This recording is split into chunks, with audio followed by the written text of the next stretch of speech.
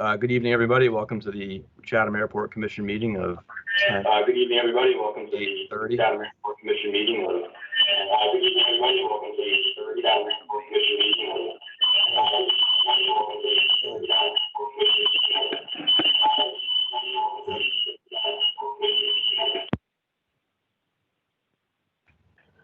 Okay to continue? We were getting a lot of feedback. Yeah. Proceed Okay. forward. I believe you're all set to continue. All right. Just want to take a quick attendance to see who's here. Mike Guylan, Here. Lee Harrison, I'm here. Ted Burke, Here. Susan Wilcox, Here. and Tim Howard. I'm here, and I'm with Commissioner Owens. He's right here. And Dave Owens is here. All right, very good. Just a reminder that all the votes that need to be taken need to be roll call votes, okay? And we do have a new commissioner joining us tonight, so we want to welcome Susan Wilcox. This will be her first meeting, and it'll actually be Ted Burke's first meeting as well, even though he's been on the commission for 6 or 7 months. So welcome to the new commissioners. Thank you.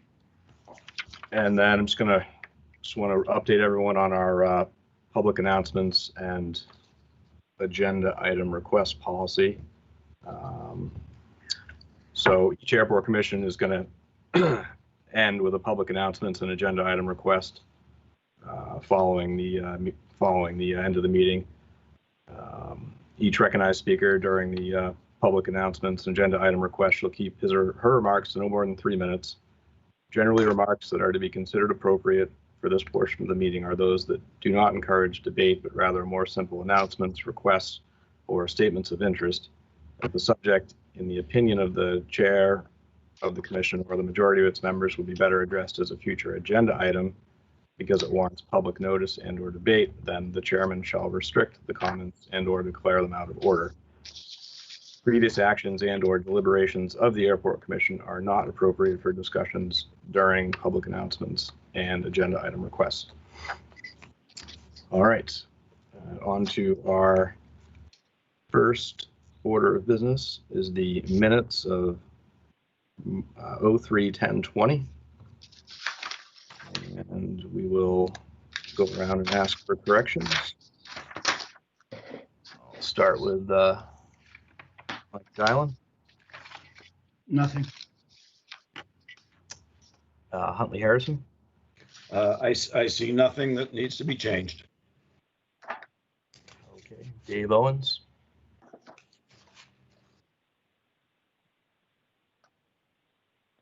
I think you got to unmute yourself, Dave.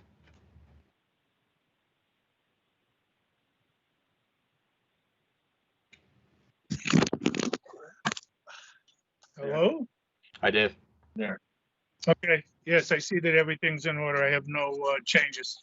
Okay, thank you. And Ted Burke.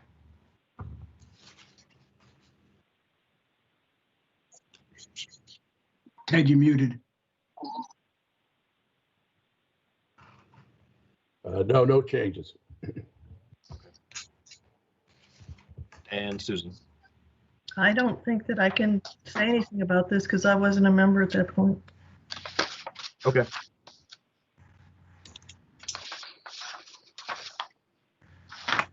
That said, do we have a motion to approve the minutes? Point of order.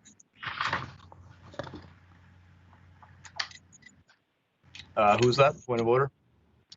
David Bixby. What's the point of order? I don't know what a point of order is, but if the public, as you go through this process, if the public has a comment or questions or wants to say something, how are you going to handle that in this online format? Just butt in and say something or what? You got to raise your hand up and we'll try to acknowledge when it's appropriate. Can you see all there's 34 people. You can see all of them? There's a hand raising icon in Microsoft Teams. Is that what? I don't see it. Where is it? It's the hand sign, Dave. Is it hand? Sign. Where's the hand? Should be up on the top of your screen, like to the right. I don't There's see usually a any bar, hand. usually there's a bar that has where you can mute your microphone, where you can mute your video. All those little icons, there's a hand as one of the icons. It's on the bottom of the screen on a PC. I'm on an iPhone. Well- This is Craig Rowe, the IT director. For questions when if the public would like to speak, Peter, you could ask for public comment on an applicable time relating to a specific subject, and then we can request it. We can keep Yeah. a log of who Alright. needs to speak. As the commission usually So- does, we'll wait till we get to the end of a topic, and if there's public comment Well, necessary. I think you were about to vote on the minutes, and I had a question on the minutes. Okay. All right. Let me did we get a motion to approve the minutes? Well, So that's Okay. That's Any my further question. discussion? Nope. Dave, you had a question? yeah. Before you vote on the minutes, Yeah, when let's- if the public has a comment on the minutes, we don't get the minutes until Friday, so it's too late to send an email to the commission with an observation on the minutes. So we can't get any of the. How do we get something into the record? I mean, if you want, I'd like to put something in the record on the minutes, but I don't really have an opportunity. I can't introduce something at the last minute. So when the agenda is posted on a Friday, we don't have an opportunity to request a change to the minute. you can request it right now. I'll look at what is it. Well, I'm not prepared to do that because it wasn't on the agenda. Okay. But in the Well, why don't you just future, email it? I'll take a look at it. okay, so the minutes are still open even after you approve it? No, but I mean, I'll take a look at your question. Maybe I can answer it, but. So. Well, it isn't a question, it's something I want to introduce into the minutes.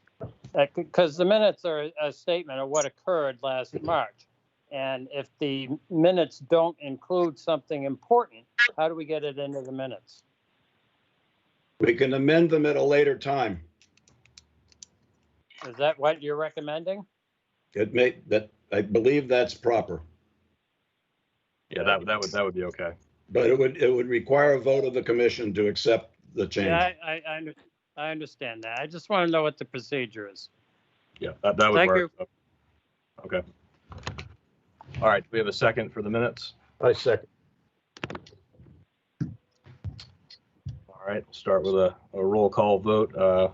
Just the commissioners that were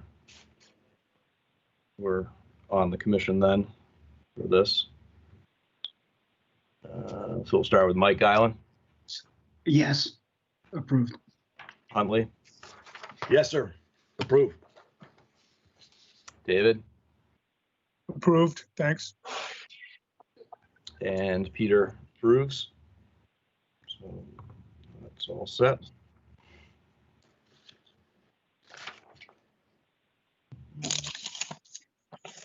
And our next task will be the annual reorganization of the board.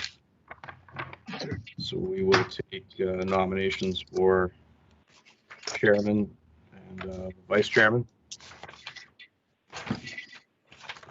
I'd like to nominate Huntley Harrison to be chairman of the Chatham Airport Commission for the 2020-21 year. We have a second for that. Second, Okay, I'll take a roll call vote on that. Start with Mike, Yes, Huntley, Yes. David, yes, Ted, Yes. Susan, Can you be the chairman, Peter, or no? Again? Well, someone would have to nominate me to be Okay, the. I'll say yes to Huntley. Thank Okay. you. Point of order. And Peter, yes. I have a point of order. This is Steve Buckley. Point of order for Steve. Is there any discussion on the motion? No. Okay. I just had a question and I raised my hand. Oh, I didn't see you. Is that James? My name is Jim Fulton. What's the question? Well, at the beginning of the meeting, when we were just a group of gathering guests, I wanted to,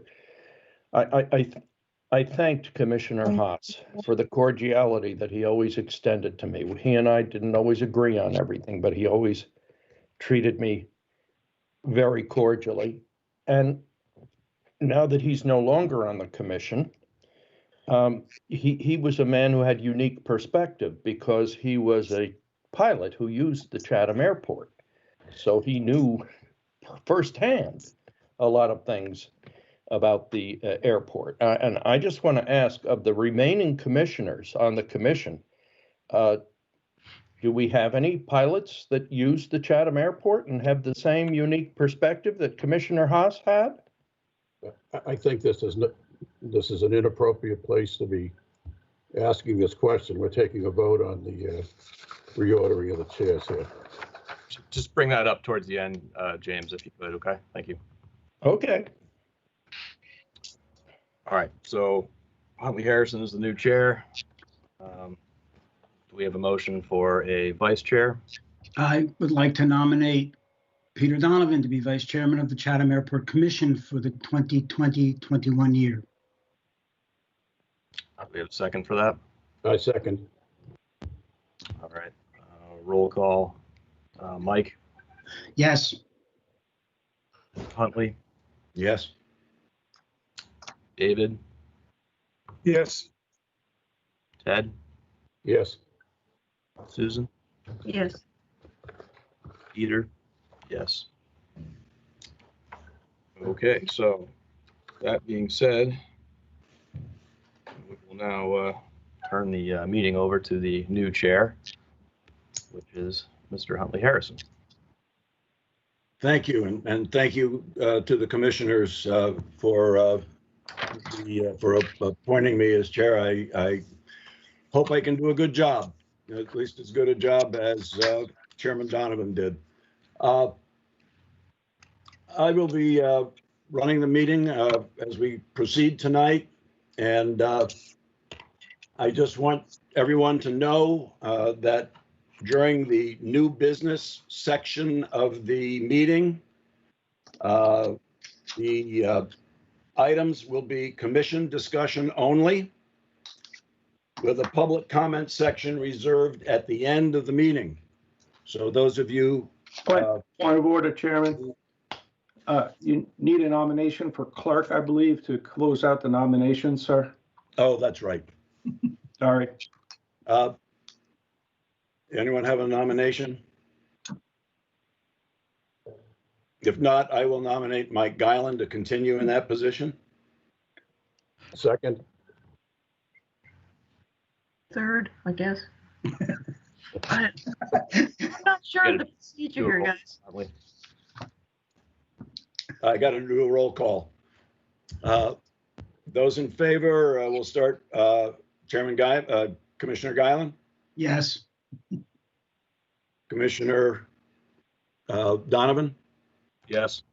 Commissioner Owens, Yes. Commissioner Burke, Yes. and Commissioner Wilcox. Yes. I believe that's everybody. 1, 2, 3, 4, 5. Yes. Okay. Motion carries. Commissioner Guyland is the clerk.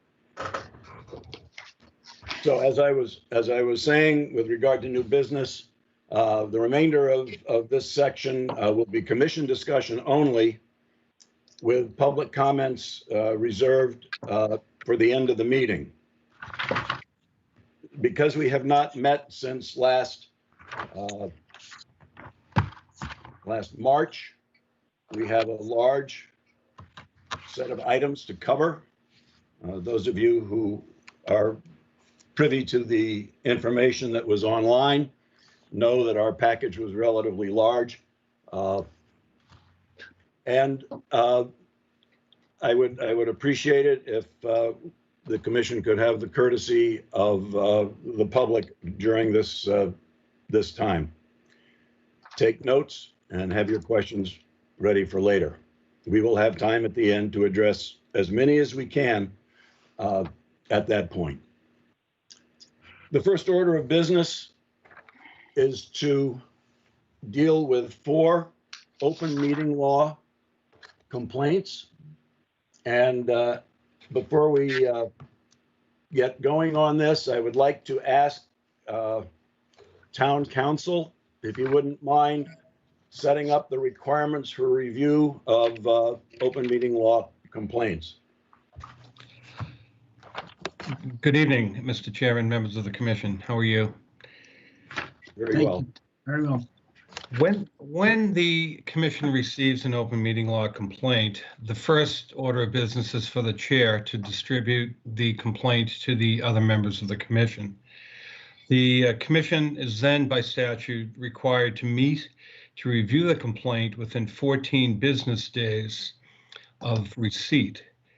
After its review, but within 14 business days, the commission is to respond to the complaint in writing and send to the complainant a response and a description of any action that the commission has taken to address the allegations of the complaint. At the same time, the response is issued to the complainant. The commission must send to the Office of the Attorney General, the Division of Open Government, a copy of the commission's response. The commission can delegate the responsibility for preparing the response to a staff member or to counsel. However, it has to first review the complaint as a body and specifically vote to make that delegation at a public meeting. If the commission requires additional time to review the complaint and respond, it can request an extension of time for a good cause by contacting the Division of Open Government. Needless to say, over the past 6 months, the COVID-19 pandemic has created quite a dilemma for many public bodies with the truncated meeting schedules and inability to get to and address its business in a timely fashion.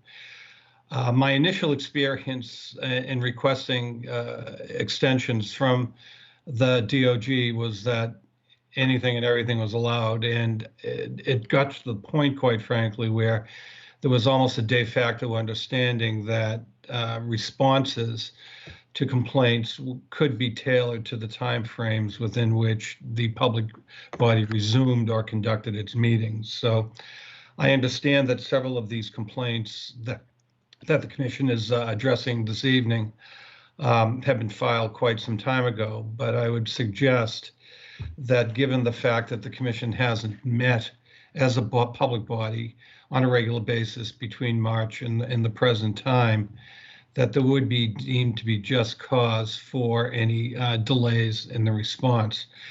I would recommend that the commission hereafter, now that it is back on a meeting schedule, address these matters in a prompt and timely fashion and take action, whether it be remedial action as requested by the complainants or a response to the complainants declining to take such remedial action and stating the reasons for the commission's declination to undertake those actions in a written response in as timely a manner as possible. I'd be happy to answer any other questions.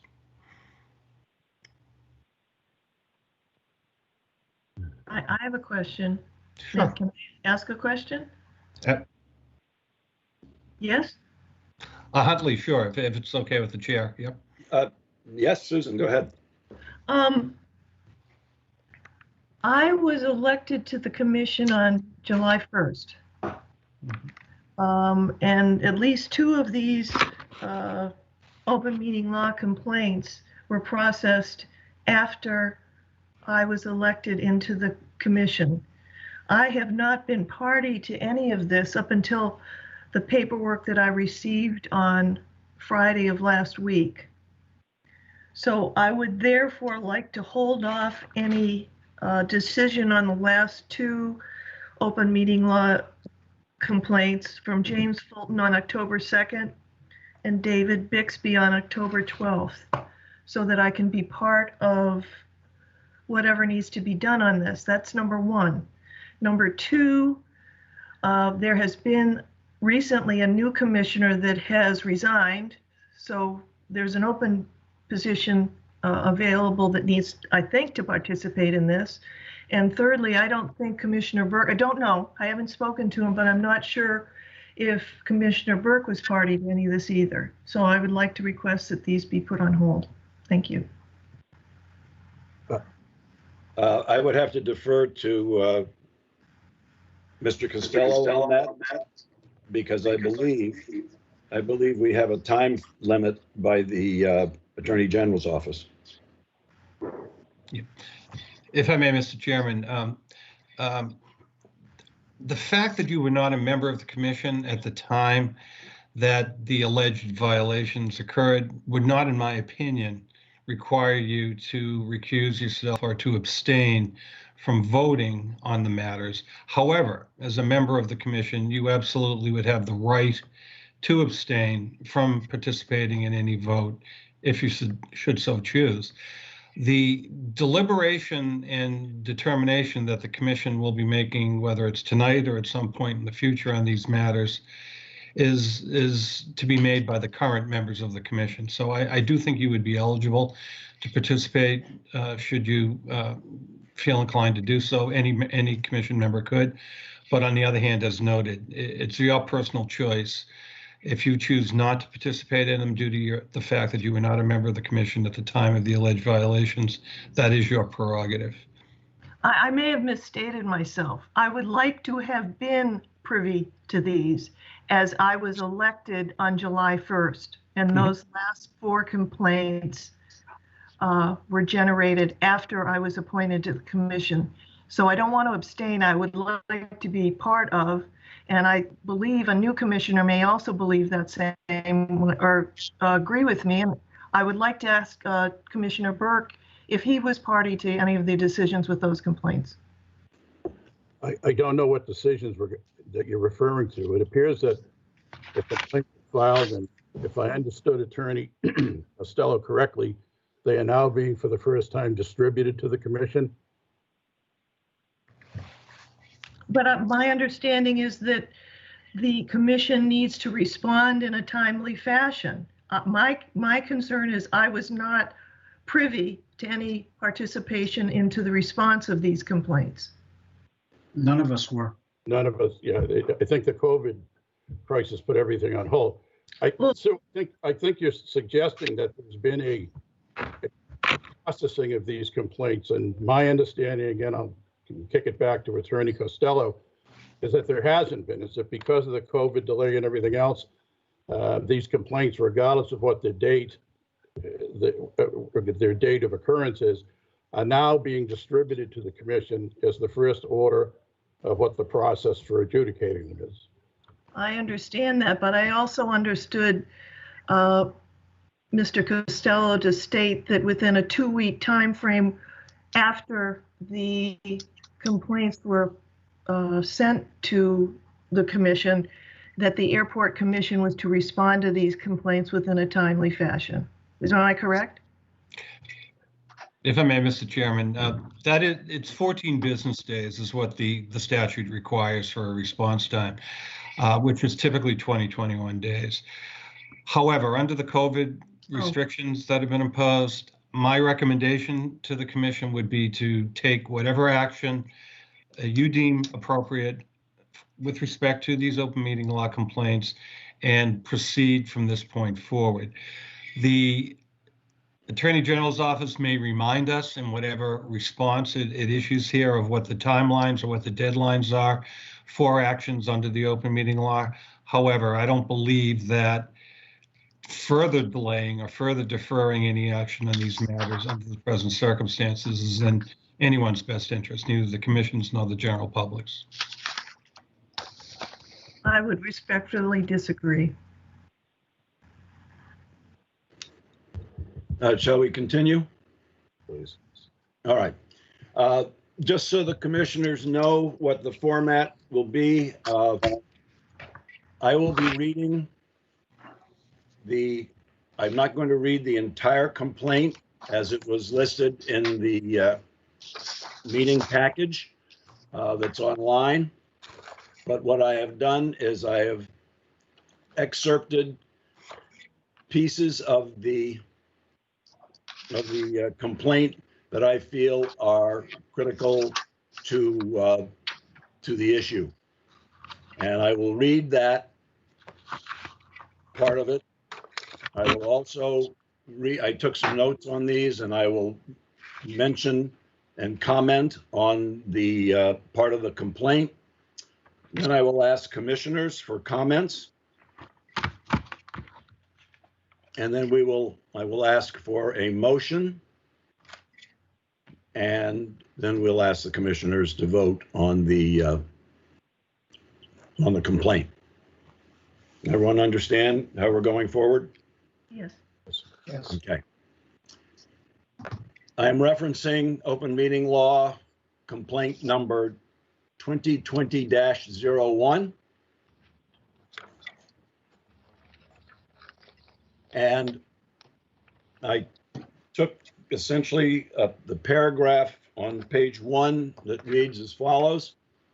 On February 25th or 26th, 2020, the commission violated the open meeting law by making a decision to adopt, and parenthetically, what it called, close parentheses, a new, in quotes, process to formulate a new master plan consisting of a compressed meeting schedule interspersed with informal discussion sessions. On this occasion, the commission decided to adopt the new process in private, not at a public meeting. That's the statement from the complaint that I felt was critical for us, and here are my comments.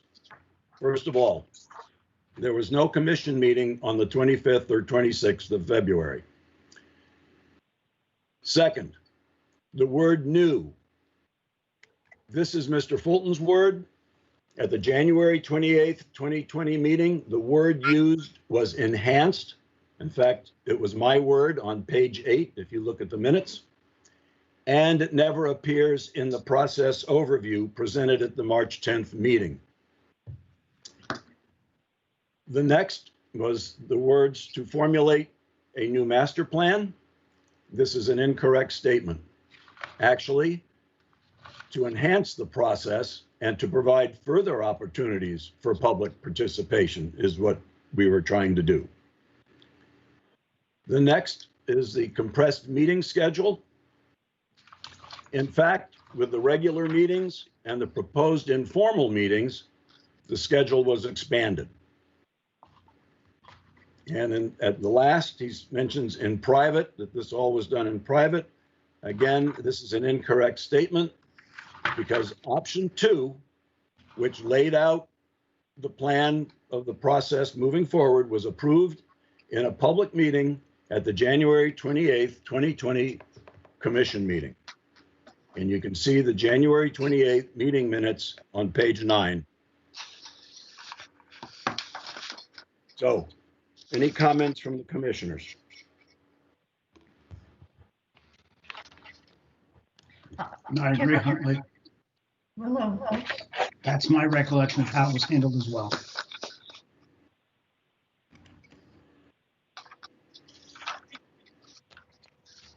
Anybody else? I'm going to leave my comments until the second complaint by James Fulton, because again, I was not a commissioner at this time. That's fine. Okay, if there are no further comments, I will put forth a motion and ask for someone to either amend the motion or we can move forward and vote for it. I would move that regarding the open meeting law complaint number 2020-01 and considering the above points, the commission finds that the meetings of January 28th, 2020 and March 10th, 2020 were properly posted and noticed. Therefore, no remedial action is necessary, and to authorize the chair to send such a response to the complainant and the Attorney General's office. Can I have a Second. motion? I thought that wasn't a motion. I'll make that motion if that wasn't. I'll make the motion as Okay, stated by. thank you. Do we have a second on that? Second. Okay, we have a motion and a second by either Mr. Donovan or Mr. Owens. Any further discussion? Okay, roll call vote. Commissioner Galen, Yes. Commissioner Owens, Yes. Commissioner Donovan, Yes. Commissioner Wilcox, Abstain, I wasn't part of it. Thank you. Commissioner Burke, Yes. and Commissioner Harrison, yes. And it carries 5-1. 501. I don't want I'm sorry, 501. Yep. Thank you. Okay, moving on. The next complaint is open meeting law number 2020-02.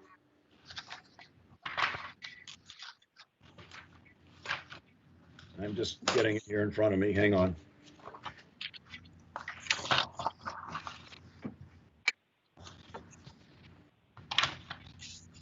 And this was filed by Mr. David Bixby, and his complaint of March 23rd, 2020 alleges that, and again, I've extracted what I feel is critical to the commission. Early in the fall of 2019, I, meaning David Bixby, advised the commission that its agenda items lacked specificity.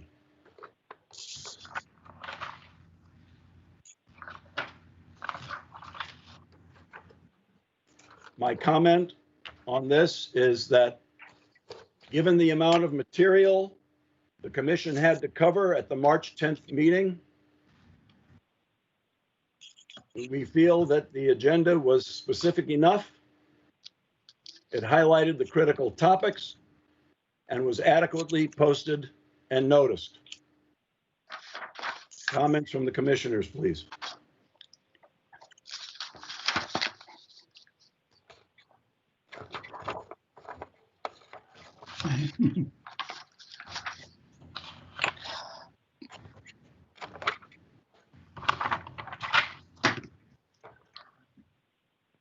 Hearing no comments, I will read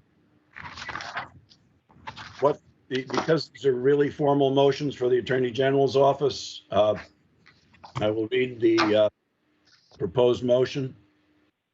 Regarding open meeting law complaint 2020-02 and considering the above point, the commission finds that the meeting of March 10th, 2020 was properly noticed and posted. Therefore, no remedy is necessary, and to authorize the chair to send such and town council to send such a response to the complainant and the Attorney General's office. Can I get a motion for that? I will make that motion. Thank you. Do I have a second? I second it. Any further discussion? Okay, Commissioner Galen, Yes. Commissioner Owens, Yes. Commissioner Wilcox, Abstain. Commissioner Donovan, Yes. Commissioner Burke, Yes. Commissioner Harrison, yes. Motion carries 5-0-1.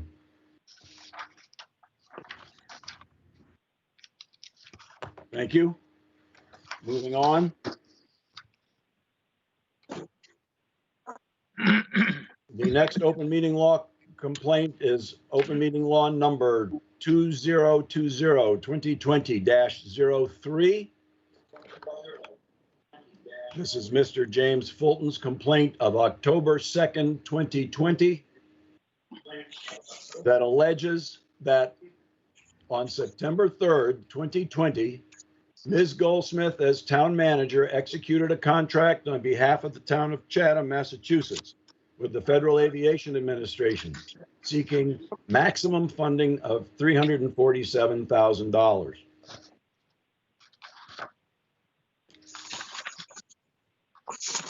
Commissioner comments?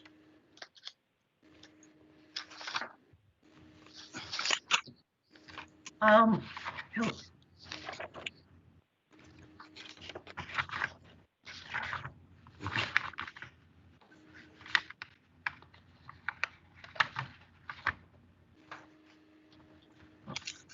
I raised my hand, Huntley. I'm sorry. I was just getting the form in front of me. Yes, ma'am. In the complaint, it states, and again, is this? What page? A question was asked in the complaint, how the environmental assessment could be conducted prior to completion of the airport master plan as questioned. Do you want me to answer that? And on the following page. Well, wait, do you want me to answer that question?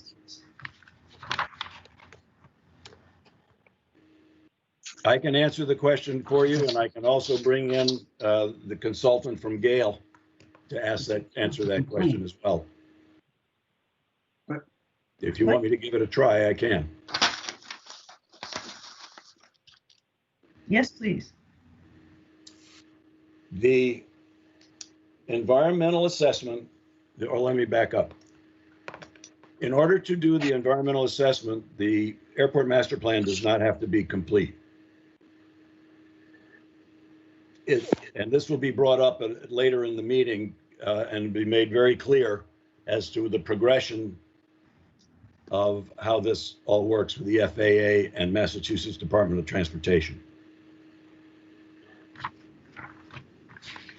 Does that help? It does. We will be addressing it later. May I also make another statement? Sure. Within the complaint, there's a, wait a second.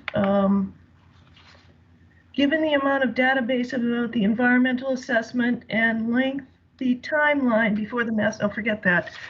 He shows the approved minutes of the Board of Selectmen March 23rd, 2020 meeting.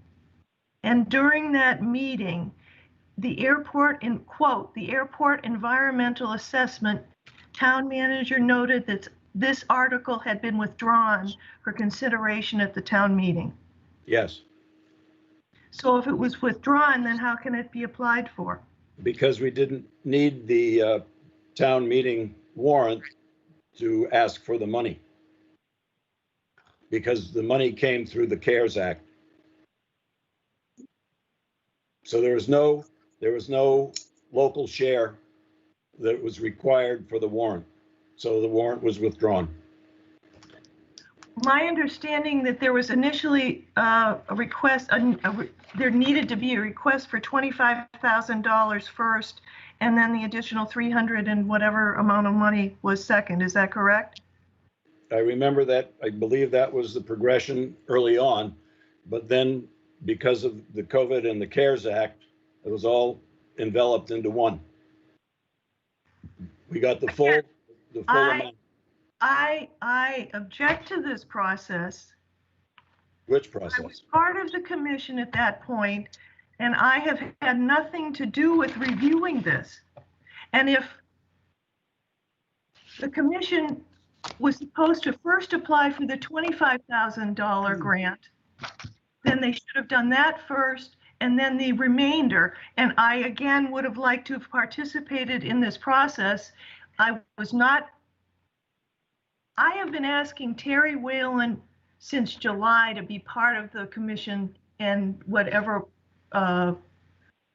work transpires in it. I have yet to receive a phone call from any commissioner or the chairman to participate in any of this process, any of the process. And again, you have another commissioner who has resigned. So that means 2 are out. And again, I don't know if Commissioner Burke was part of this, but I'm speaking for at least 2 open positions. We're not privy or part of this. There haven't been any meetings. There's been no discussion on this. Well, then how can you process this stuff if there's no discussion on it? We're doing it right now. The money was already requested in September. So it's been requested. So we're not doing it right now. It was done beforehand. Mr. Galen? What, is Matt Karen on the phone call? Is Matt out there? Yes, Mike, I'm here. Matt, when was the EA applied for? The EA was applied for on May 1st of 2020, following the March Commission's approval to move forward with that. Okay. So that's the timing. It was nothing, it didn't happen in September. September is when the contract was signed after the approval by the federal government. And there was no need to go to the town and the townspeople for any money for this because it was no longer a local share. This was a very good use of time and money in saving the town $25,000 plus. That was the point.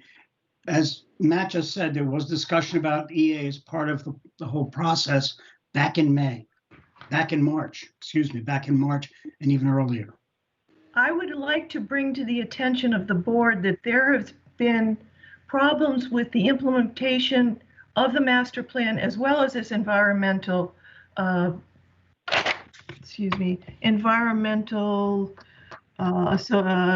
whatever. Assessment. Since the end of last year, or the beginning of this year, the end of last year. And it's been contentious up until and even now. And I know that it upsets me that I was not privy to this. Again, you can say, I'm going to look at the records on what was done in March again.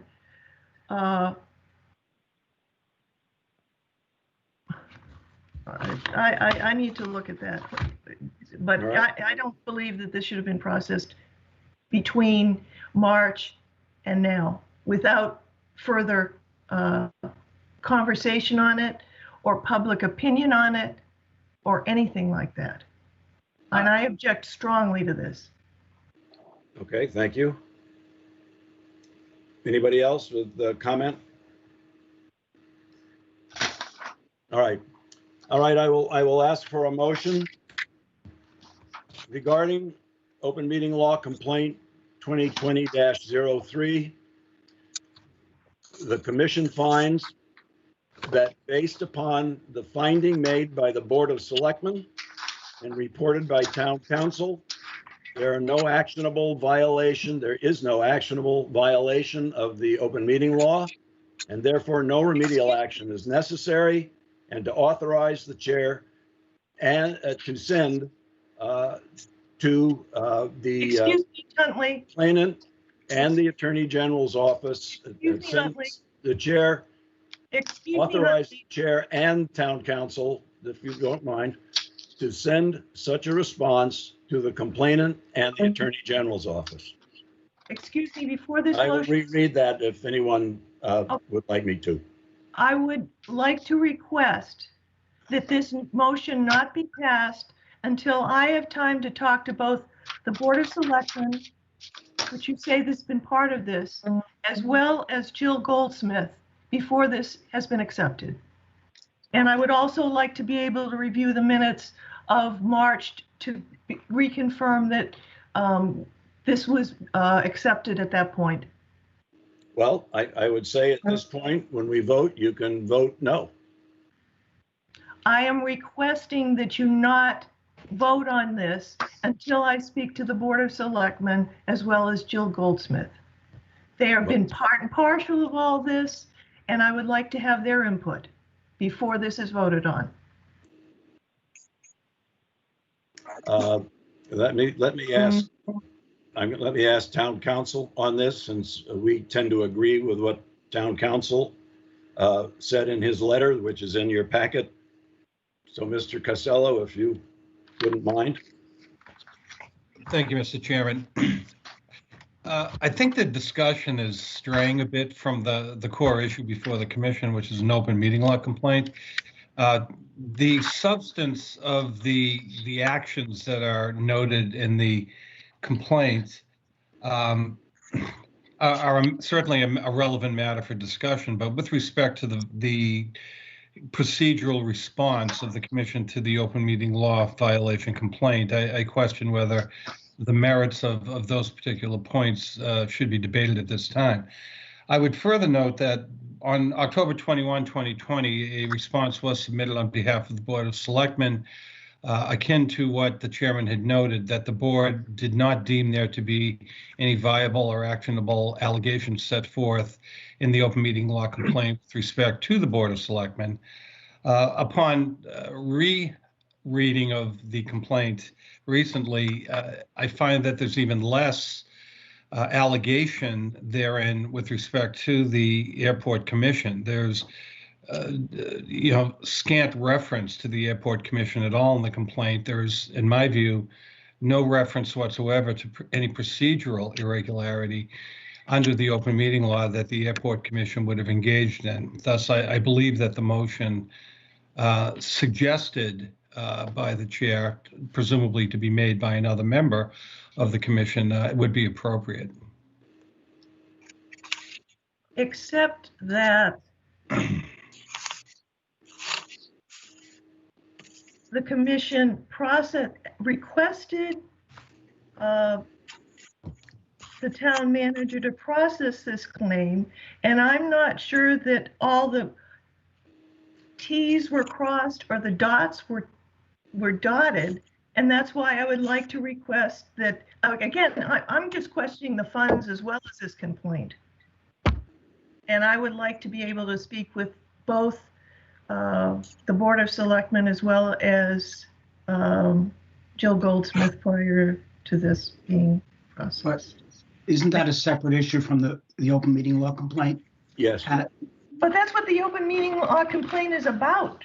But that may be, but the open meeting law complaint is separate from what you're getting at, Susan. All right, fine.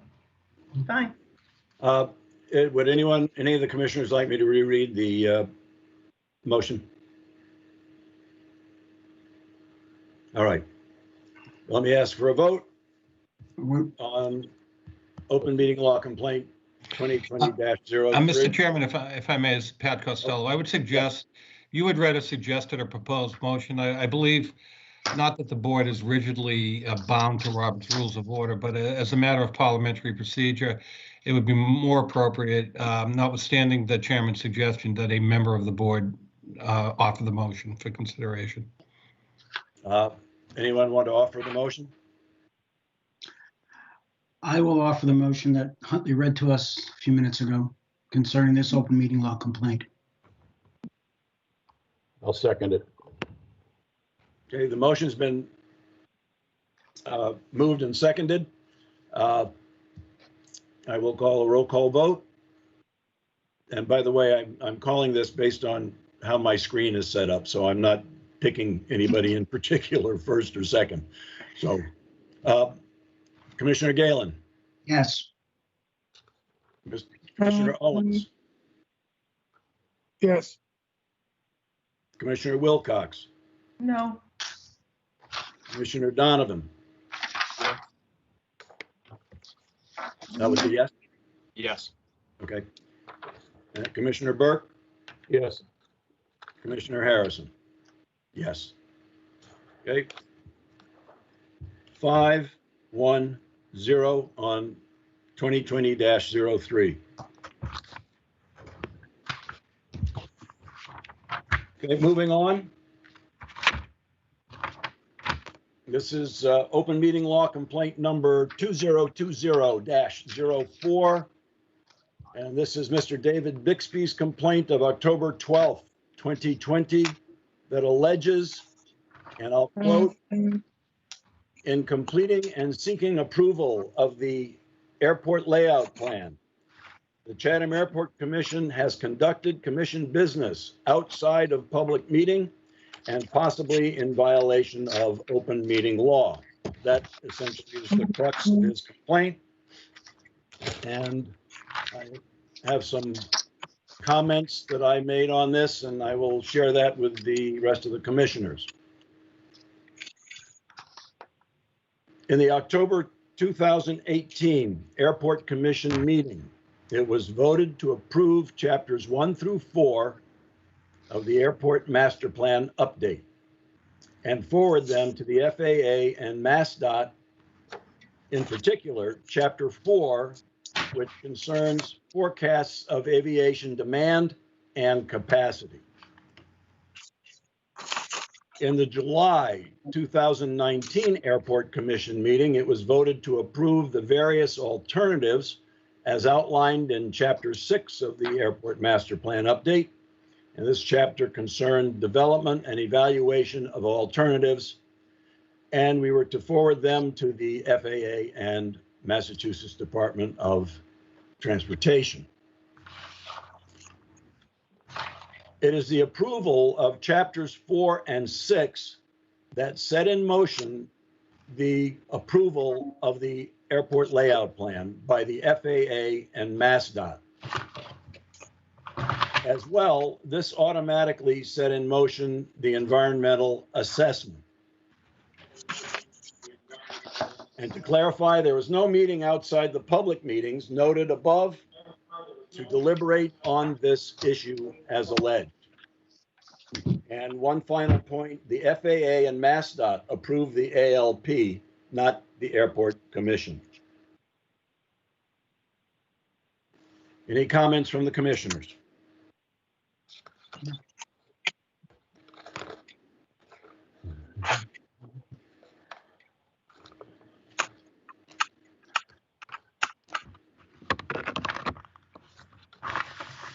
I would like to make a comment.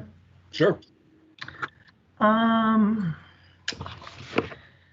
In January's meeting, and I'm quoting in the minutes on page 12. January what? The January Airport Commission meeting. Of 2020? Yes, please. Okay. Shereen Davis, Chatham Board of Selectmen, addressed Chairman Donovan, stating that in conversation that week they'd had discussing the process, and the goal of the meeting was to have a meeting to be a listening session, and she did not feel that that had occurred, but rather a driving document and to defend it. The purpose of the recommendation of the recommended approach was to fix something that is fundamentally flawed, and that's in regards to the Airport Commission, to the master plan chapters 1 through 4. That's my interjection, is fundamentally flawed, and that the breakdown of trust in this conceived agenda that both the public and the commission have with each other. And I can read on, but she closed her remarks by encouraging the Airport Commission to open up a process more and to consider the AMP from more than just the airport's perspective, to include everyone else as well. She also expressed concern about the first hour and a half of the meeting being dedicated to something other than listening to the session. Now, I can go through a whole litany of what's been happening about the master plan and it being rushed to be submitted to the FAA. But bottom line is that was in January. And also during the January meeting, it began by Huntley discussing the possibility of an advisory group. Terry Whalen put up slides of 2 possible options for groups to be set up. No advance notice was given to the public of this. Just want to interject that. And by the meeting's end, the advisory group was vetoed by all commissioners present except for Peter Donovan, who abstained. There have been subsequent meetings with, I believe, Chairman Donovan, with the Board of Selectmen with regards to this advisory committee. And in June, during my interview session, which included 5 or 6 other members, during Renee Haas's interview, he stated that the advisory committee had been approved by the Airport Commission. Now that was in June, okay? And this advisory committee is supposed to help the liaison between the public and the Airport Commission, and it is supposed to be used in conjunction to putting together the approved master plan that's supposed to be submitted in its final form to the FAA. That has not been done. So I would state here that all of these discussions about option 1, option 2, chapter 1, chapter 2, chapter 3, chapter 4, it has not been approved because we need to get the advisory committee involved in this process as strongly suggested by the Board of Selectmen. And I am sure that former Chairman Donovan can confer with this. That's all I have to say right this minute. Okay, I appreciate your comments.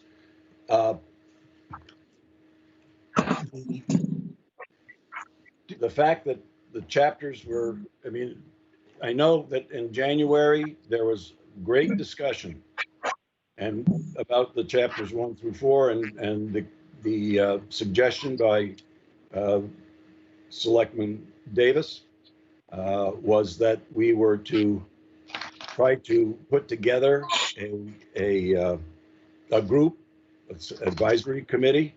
We came up with, after discussion, we came up with 2 options that were presented. The commission decided to pick the second option. It may have been the unpopular choice, but that's the one that we felt was most expedient in terms of opening up and as I said in my comments in that meeting, an enhanced meeting schedule so that we could involve the public. We actually had one of those informal meetings, and I must say it was very productive. And that meeting is online. I believe you can listen to it. I don't think it was recorded on video. It was audio. But nonetheless, then what happened was that the COVID virus basically took over everything. So everything shut down at that point. And we, as you all can see, I believe it's in the complaint, or the schedule that we had laid out. I'm going back in the paperwork now just to see, but I believe there was a schedule that we laid out. And I can't find it. It may not be in the complaint itself, but it is public knowledge that you can find that it was the enhanced, what we call the enhanced process. And we thought this moving forward would be a way to go. Unfortunately, COVID stymied us. So, I mean, that's the best I can answer on that. With regard to the airport master plan, the information that the FAA and Massachusetts DOT needed from us had been voted on by the commission in the October 2018 meeting and the July 2019 meeting. That met their criteria because they approved it in both cases. They approved those first 4 chapters and the chapter 6, which again allowed everything to move forward. Okay. Now, that doesn't necessarily mean we can't go in and maybe tweak the master plan a little bit. My comment and comments are, and again, I will stress that the Board of Selectmen chairman in January's meeting requested of the commission to appoint an advisory committee. And then we'll go through all that other process. And I'm going to quote from the minutes on March's meeting. Susan, I really, excuse me, but I really don't think this is pertinent to the open meeting law. It is pertinent because it says here, Haas has, okay, on page 12, Haas has moved to accept document as appeared, yada, yada. D, reconsideration of establishing advisory committee. And he brings down several points. And again, this was in the last meeting that you had. It's followed by motion. Renee has moved to accept implementation of Citizen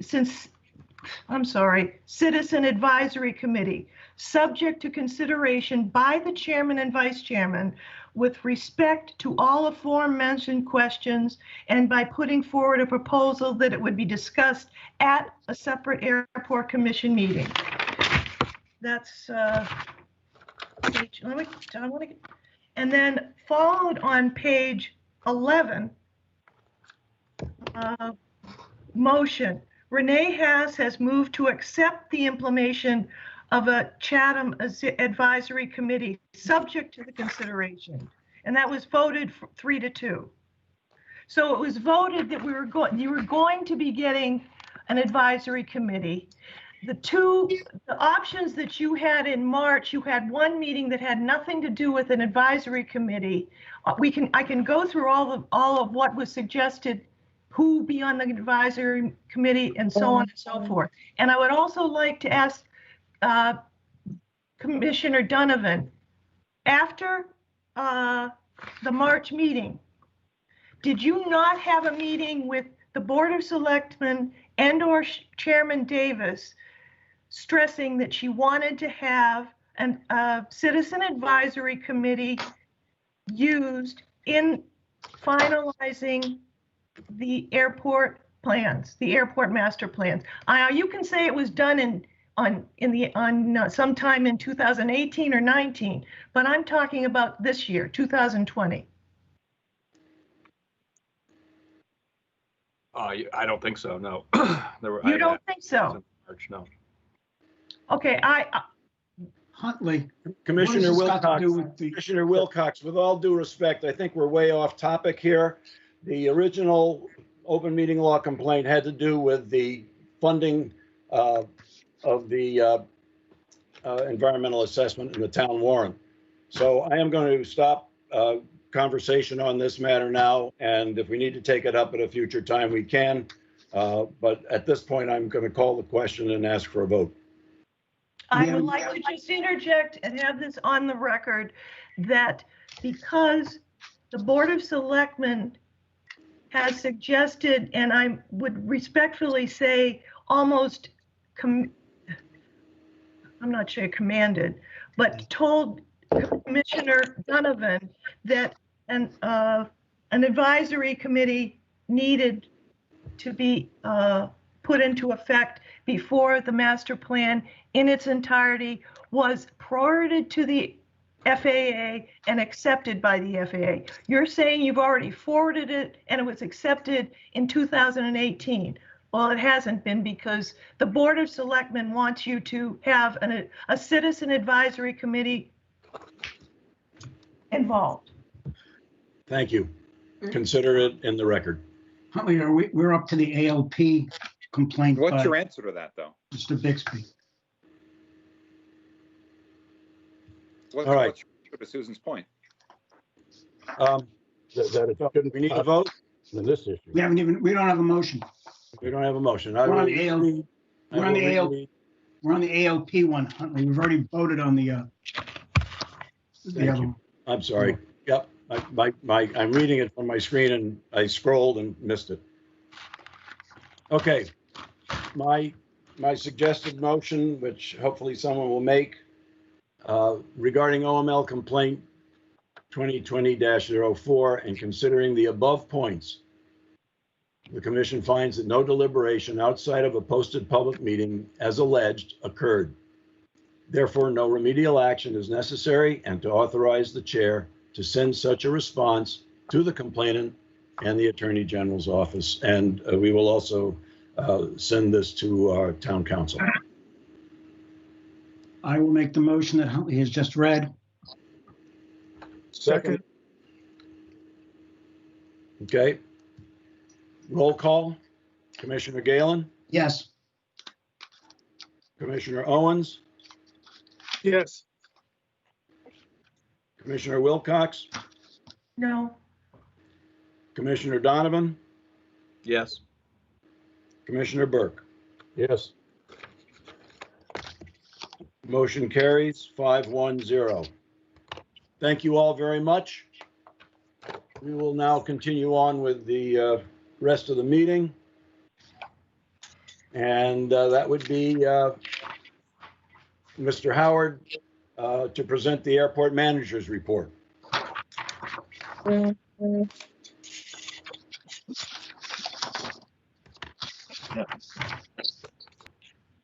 right, good evening. Sorry, I got to switch here. All right, so for our manager's report tonight, we've got the first item is the guard report for January, February through September 2020, which is attached to your package. Item number 2, the taxiway improvement project has been completed in the absence of our meetings a couple months back. The base pilots and the frequent airport users have complimented us several times on the quality of this project, the work done by the commission, Gail, and the prime contractor, Warren Flint. The improved operational level of safety and ease of operations at the airport has been greatly improved and discussed by the user, and we thank all those who helped make it happen. There are 2 other items that did not make the airport manager's report because of timing with delivery of the package that I'd like to review briefly. So item number 3, and this is verbal, and this has to do with our non-directional beacon at the airport. Was recently, late last week, discovered or found out via one of our base pilots that the FAA had noted it as out of service for some reason. So after extensive research and calls to the FAA, we discovered that the FAA had done what they call a flight check on our airport's NDB unit, and they were not satisfied with its performance. Basically, the way they do this is they FAA owns several corporate jets that are instrumented to check all aids to navigation, and they flew our approach that is associated with the non-directional beacon unit, and they were not satisfied with its performance. So they put out what they call a notice to airmen, which sits in the FAA's file for all the airport's information when pilots look it up, basically saying it's out of service. We have since summoned our repair vendor, North Shore Two-Way, to look at the unit, and they have. We've been in contact multiple times with the FAA, and as of right now, our NDB unit is scheduled for retest by flight check sometime in the next 2 weeks. So hopefully that notice to airmen that it's out of service will be removed. And then the 4th item, and this one also is not on your report, and I apologize, this one just came in today. I'd like to pass on to the commission that Hangar B Eatery was named Community Business of the Year from the Chatham Chamber of Commerce and Merchants Association for the work to support the local community and Monomoy Community Services Free Meals Program. So we're proud to have them as part of our airport family, and good job, Tracy and the Hangar B. Yeah, that's a wonderful place, and it's a great job that Tracy does there. And that concludes the report I have for you tonight. All right. Any comments or questions from commissioners for Mr. Howard? No, quick one. Huntley, just, Go ahead. Tim, the NDB, was it actually something wrong with it? Per the repair vendor, they could not identify anything specifically wrong with it, but they took the antenna array down, they cleaned all their connections, they recycled the unit. I think part of the problem here is that the FAA doesn't have our NDB noted as a non-federal NDB unit. They're what they call federal and non-federal. Ours is a non-federal because it's funded by MassDOT Aeronautics, not the FAA. And non-federal units conform to a different standard than federal. And we are uncertain that the flight check crew knew that when they flew the first test. So we made sure that they had that in their notes when they fly it again. So hopefully that sets the parameters by which they judge its performance. So hopefully it will pass with flying colors this time. Thank you. I'd like to make a comment. I'd just like to thank Tim Howard for the good work he's done, and I appreciate all that you've been doing. It's not an easy job, and thank you. Thank you. All right. Would someone make a motion to accept the airport manager's report? I will. Thank you. Is there a second? Second. All right. Roll call vote. Commissioner Galen, Yes. Commissioner Owens, Yes. Commissioner Wilcox, Yes. Commissioner Donovan, Yes. and Commissioner Burke. Yes. And Commissioner Harrison? Yes. Carries unanimously. Thank you very much. Moving on. We have the engineer's report, and I'd like to ask Matt Karen of Gale to present his report section by section. Some commissioners can comment on this or ask questions as each section is discussed. So, Mr. Karen. Thank you, Mr. Chairman, and good evening, members of the commission. Can everyone hear me okay and see me okay? Yes. Yes. Excellent. Okay, so I will jump in. There are 3 projects that Gale is administering on behalf of the Airport Commission. The first one is the Airport Master Plan. My update for this evening is that based on the Airport Commission's selection of a preferred alternative at its July 29th, 2019 commission meeting, the airport layout plan was submitted to the FAA's Obstruction Evaluation, Airport Airspace Evaluation portal for review by the FAA. The FAA subsequently approved the airport layout plan on July 9th, 2020. I do have 2 chapters from the master plan that still need formal approval by the Airport Commission. We discussed these. They're Chapter 7, which is the schedule of improvements, and Chapter 9, which is the financial self-sustainability chapter. Both of those, Mr. Chairman, were discussed at a regularly scheduled commission meeting. I believe it was the November 2019 meeting. There were some questions and comments, and Gale had gone back and made some subsequent revisions to those chapters based on those comments. Obviously, I don't have those for you this evening. That's not on the agenda, but at a future commission meeting, my recommendation would be that we discuss those and that the commission formally approve those chapters pending your satisfaction with the additions that were made. All right, for the benefit of the public, could you give the titles of those chapters, please? Absolutely. Chapter 7 is the schedule of improvements, and Chapter 9 is the financial self-sustainability chapter. Okay, thank you very much. Are there any questions related to the master plan project, Mr. Chairman? I don't know. Let's see. Any commissioners have questions on the master plan? I do. Susan Wilcox. And again, this is in conjunction with the Board of Selectmen's request that we have a citizen advisory board involved in the master plan. I would like to ask, is Chairman Kokolas on hand? I would like to have his opinion on whether the Board of Selectmen in January and February spoke to then Chairman Donovan about getting Citizen Advisory Committee involved with the airport master plan. And if he's not, if he's not on, I'd like to find out if Chairman Davis is on.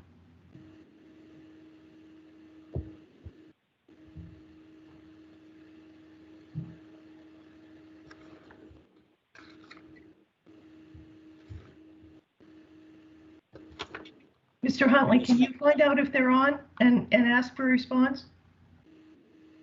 I can look. Hang on. I believe. I believe you could look. I believe you could look too. It's. I don't know who all these names are or these initials are for. Oh, I don't either. Huntley, this is Craig Rowe. I'm not seeing Selectman Davis on the meeting at this point in time. I don't either. What about Chair? I'm not seeing. What about Selectman Kokolas? No, I don't see him either. I just scrolled through the list. I don't see it. Okay. Okay. Then I want to go on the record by stating that I do this position that the master plan was approved in July of 19, and there were subsequent, you guys all know it, there were subsequent problems with all of the meetings and confusions that were being held from November, December, January, and March. You know that. And you also know that we are supposed to have a citizen advisory board implemented in conjunction to getting the master plan approved. No, what the commission. Wait, is that correct, Huntley? Has there been? No. What the commission approved in January of 2020 was option 2. If you go back to the minutes, it was not a formal citizens advisory committee. We decided that we would go with the enhanced version with informal meetings where the public was invited to give their input to the commission in an informal basis, not a formal meeting. So there's no open meeting law issues. There was only, I think, only 2 commissioners at the meeting.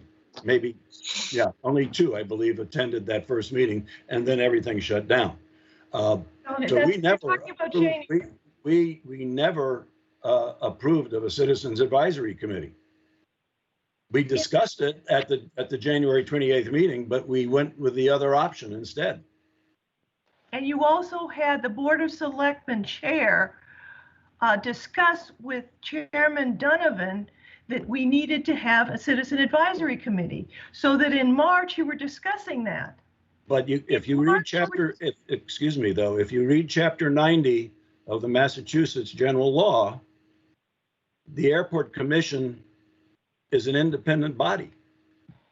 The Board of Selectmen, and if Attorney Costello is here, and correct me if I'm wrong, sir, but under chapter 90, we are an independent group. The Board of Selectmen have the ability to appoint and reappoint or remove a commissioner. Other than that, the commission is an independent body, and we can make our decisions based on that, which we did. And if I'm wrong, you are wrong, Huntley. You are wrong, and you know you're wrong. No, I wouldn't be saying this if I thought I was wrong. Well, then why did Chairman Davis say that we needed to? This is way out of whack. You guys are trying to push this thing through without having the Board of Selectmen's input and demand that there'd be a citizen advisory committee involved in this process, period. You may have approved it in 2019, but there have been subsequent meetings in November, December, January, and in March you talked about having advisory committee. And I'm telling you that in my June interview, Renee Haas stated that the commission had approved a citizen advisory committee, period. And you know you're supposed to have that. And I want to have Chairman, I need to have at least Chairman Davis and Kokolas on this to confirm any of this. Because I do not agree that the master plan has been approved, period. It hasn't. We've approved several chapters, which All were right. submitted to the FAA, but the entire master plan has I am not been talking approved. about chapters 1, 2, 3, 4, the ones that are not included. We're going to be going over 7 and 9. I'm talking about chapters 1, 2, 3, 4, and 5. Okay. And I want to have the Board of Selectmen have them, I want to wait and check with the Board of Selectmen on this because you guys know you're wrong and I know you're wrong. Okay. You have your opinion. It's a fact. I object to the use of the term guys too. I apologize. You commissioners, I apologize. And I'm sorry to get so heated, but this is, you guys are trying to proceed without the due process that was suggested by the Board of Selectmen. And yes, you are an individual entity, but they have auspices over you. No, they don't. No, they All right, don't. well, No, they don't. It's true. I'm going to find out from the Board of Selectmen on a call Okay. tomorrow. All right. I mean, you're certainly entitled to do that. Okay. Mr. Chairman? Oh, This is yes. Whalen. Just a point of clarification. So just going back to, and again, I know you're talking about lots of different chronologies, and just to be crystal clear, though, there was the reconsideration vote on the Citizen Advisory Committee that was approved 3-2 at the March 10th meeting. However, as you noted previously, there have not been any meetings or further discussion at that point. And I think it noted that it would happen at a subsequent Airport Commission meeting. So that is business that's hanging, but it just to make sure that the chronology is clear. But as you stated earlier, Mr. Chairman, that there has been no action on any of these items in the period between March 10th and this evening. Well, I can see that the Airport Commission master plan not be approved and be revised in conjunction to the appointment of a Citizen Advisory Committee as suggested in the minutes of March, as stated by Terry Llewellyn. Is that a motion? I don't know. I'm just making, I don't know. Huntley, Right. This is my first meeting. I understand. Well, thank you very much. And we will discuss this further. I promise you. Mr. Karen, do you want to continue with item 2, unless there's more on item 1? Mr. Chairman, I do not have anything else on item number 1 unless there's any other questions from the commission for me at this time. And Nope. seeing none. Okay, so the second project is the reconstruction of taxiway A and stub taxiways. At this time, all work has been completed by the contractor. We had submitted a couple change orders to Mass DOT that were processed, or prior to them being processed, they were misplaced. So we subsequently have sent off change orders number 1 and 2 for Mass DOT to take a look at and approve. Those are also going to the FAA for approval. And once those change orders are received and signatures are required, we will then prepare the final reimbursement and close out documentation for submission to Mass DOT. So that project is in the process of being closed out as we speak, Mr. Chairman. Oh, great. And that was a great project, and certainly, as we heard from Airport Manager Howard, that the pilots really appreciate the work, and they feel that it's a lot safer now than it was, and it's great. Good project. And as a bonus, we got a paved road from George Ryder Road into the airport. That through the parking lot. It's now straight, without potholes, without gravel, without dirt. You can access the airport without hurting your vehicle. Yep, looks good. Okay.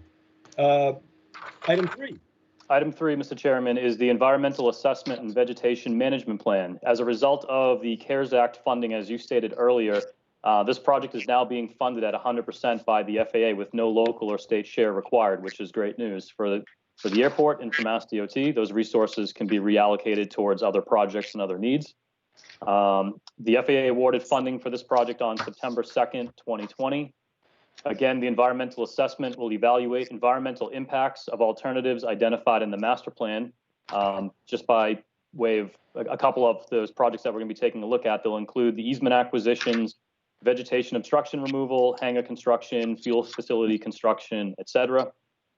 At this point in time, we are working with our sub-consultants. They're going to be mobilizing over the next couple of weeks. We're going to be in contact with Tim Howard to make sure that we can grant access to our sub-consultants to get on the airfield as needed. We have an archaeological reconnaissance that needs to occur out there. Essentially, a lot of the area that we're proposing or that has been proposed through the master plan for additional hangars, even for reconstruction of the existing terminal building or administration building, if you will. There are certain portions of this project that require an archaeological survey of the airfield to make sure that there's going to be no disturbance of any historical or archaeological sensitive areas that may exist at the airport. We do have aerial photography and mapping that's occurring as part of this project. If you recall, when we went and did the master plan process, or project rather, we flew the approaches only and grabbed obstruction data for the approaches, but not for any of the other subsequent airspace like the transitional surfaces or horizontal surfaces, et cetera. So we're grabbing all of that, which is going to be critical in our ability to put together a vegetation management plan on behalf of the airport to satisfy Mass DEP Wetland Protection Act regulations. We're also going to be conducting a topographical plan of the bike path from George Ryder Road to Wilford Road. If you recall, when we were going through the master plan process, we were trying to determine whether or not there was going to be any impact to the bike path itself, whether or not that may need to be relocated or any other considerations that we may need to take up with the commission. So a topographical map is going to flesh out that information for us. And then we have some general overall environmental support from GZA, Geoenvironmental, essentially flagging any wetlands that may exist in the area of any of these proposed projects. So we will be pretty busy in the next few weeks here, next 6 weeks, I would say. And then we're going to start diving in on the actual written report of the environmental assessment, which we'll be bringing to the commission at a regularly scheduled commission meeting to discuss the elements of that and present material for your consideration. So Okay. I don't know if there's any questions on the EA process at this point. I'd just like to make one quick comment, and that the environmental assessment is the one document, I believe, that will help everyone in the public understand exactly what the parameters are with regard to the approaches at the airport and other items on the airport property that are listed as possible projects from the master plan, and also, as we'll see in a few minutes, in the CIP, which is the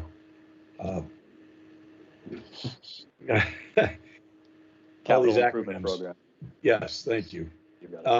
So I think we'll, as we move on, a lot of these things will be clear. I think the environmental assessment will actually help. The capital improvement plan will certainly spell things out and give us an idea of what's happening in the future, what could happen in the future, which is obviously a dynamic document that could change from year to year. But at least the FAA knows from the chapters they've received in our master plan some of the items that we would like them to investigate. And this environmental assessment is one of them that will give us a lot of answers that the public has been waiting for. I have a question for Matt, please. Sure. Yep. How many easements are involved in this?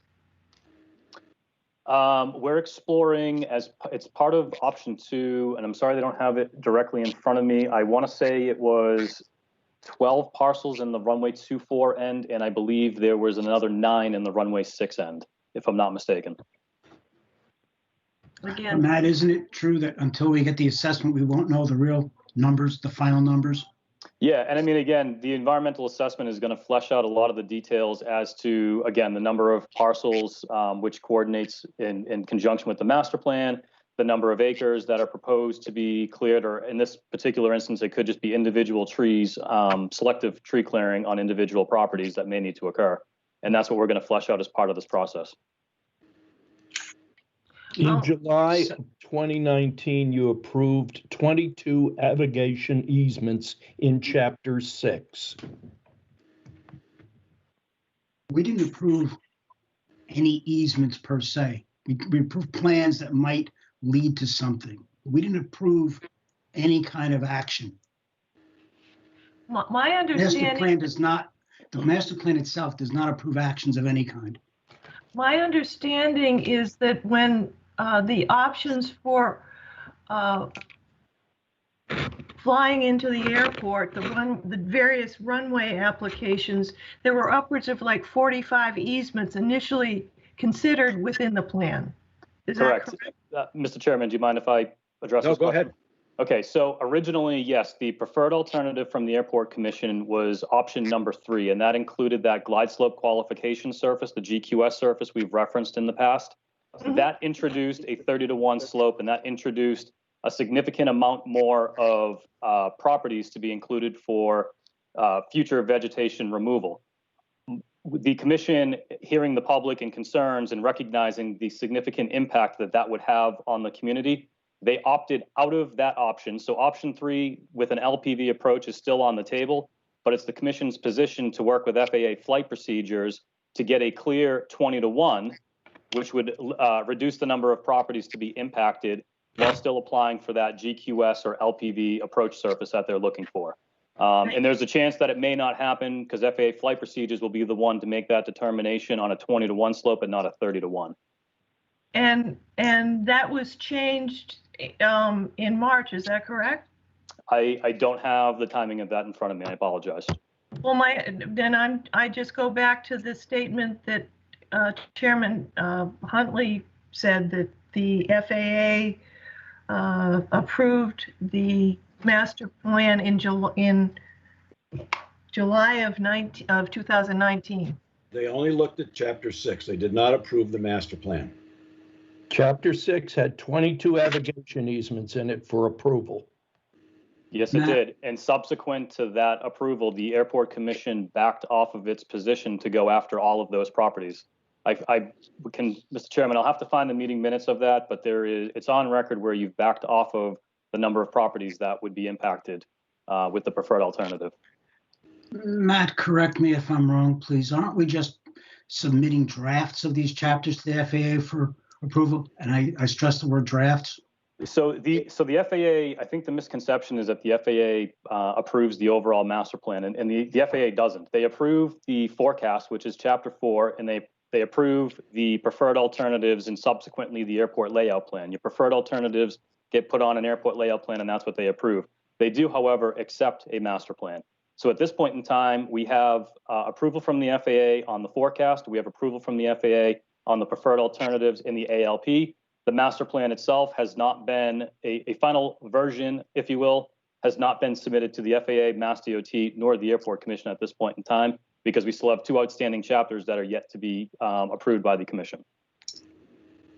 Again, I contend that Chapter 4 should not have been approved because of what needs to be done with regards to having public input. And I'm going to talk to Chairman Davis about that. So, any further discussion? I have a separate question on this point, Matt. The 342,000, is 150,000 of that the accrued NPE for this year? Are you talking for the EA project? Yes, exactly. So the 342,000 is being picked up at 100% by the FAA. Correct. But I mean, of that, is it 150 of our NPE money and the other 192 the CARES Act money? Yeah, yes, it is. Yes, Okay. correct. Just want a clarification. They apply your breakdown. they apply your non-primary entitlement funds, And then Okay. they contributed the balance of that to pick up the local and state share. Thank you. You're welcome. All right. Anything else? Huntley, no, just one last thing. I just want to say I did have on my update mention of the capital improvement plan, but I know that you're going to be addressing that at a later point on the agenda tonight. So it's coming up right after the next thing. In March, I'm going to keep to our agenda items in order this time, because I know in March I switched things around and I think that made some things confusing. I was hoping that it wouldn't, but it did. So I'm sticking right with this order that we have now. And I'd like to ask a motion to accept the engineer's report, please. So Make a moved. motion to accept the engineer's report. Is there a second? Second. Thank you, Mr. Owens, for your motion and to approve. And I think, Mr. Donovan, you seconded, if I'm not mistaken. Correct. Thank you. And roll call. Chairman, I have a point of order, please, here for the public. It's just about what we're seeing here. Can we please have names of the actual commissioners reflected for the public to see? That is not Tim Howard that we're seeing in the pink shirt. We don't know who S. Guest is and Ted Guest is. For the public, we need to know who the commissioners are and who other people are, because this is pretty important. So if you would get the technical pieces down on this, we would appreciate it. Can't do it. I'm not sure that they have the capability of making a change to the name that's displayed, but I will tell you that S. Guest is Commissioner Wilcox. Ted Guest is Commissioner Burke. And Mr. Owens, because of technical difficulties with his computer, is using Mr. Howard's computer. Well, Does that help? Tim Howard is in a pink shirt, and that's not Tim Howard. No, that's not Tim Howard. No, that's Mr. Owens, Commissioner I Owens. understand, but we don't know that. The listening public and the viewing public does not know that. Tim Howard right now is in a pink shirt, and I know that's not Tim Howard. So I would just appreciate it if we could this is kind of important that we know who's speaking, Sure. and we know who is weighing in, that we know who's talking. Who's speaking right now, please? Elaine Gibbs. Oh, okay, thanks. I apologize. I would identify myself. It's Elaine Gibbs. And I don't know anything about any of this, except I understand that I do know that it's really important when you're talking to the public on Zoom that people are properly identified. Mrs. Gibbs, I'm sorry. Like I said, Mr. Owens has had technical difficulties getting on. We're not using Zoom. We're using Microsoft Teams, which is what the town has used for all their meetings. And he, in kind of desperation to get online, went over to the airport and asked Mr. Howard if he could share the computer. So the person in the pink T-shirt is Mr. Owens. I can guarantee I appreciate that, but it says Tim Howard, and that's the confusion for the public. So, and S. Well, are you confused? That's me, confused Susan Wilcox. Are you confused that Susan Wilcox is just S?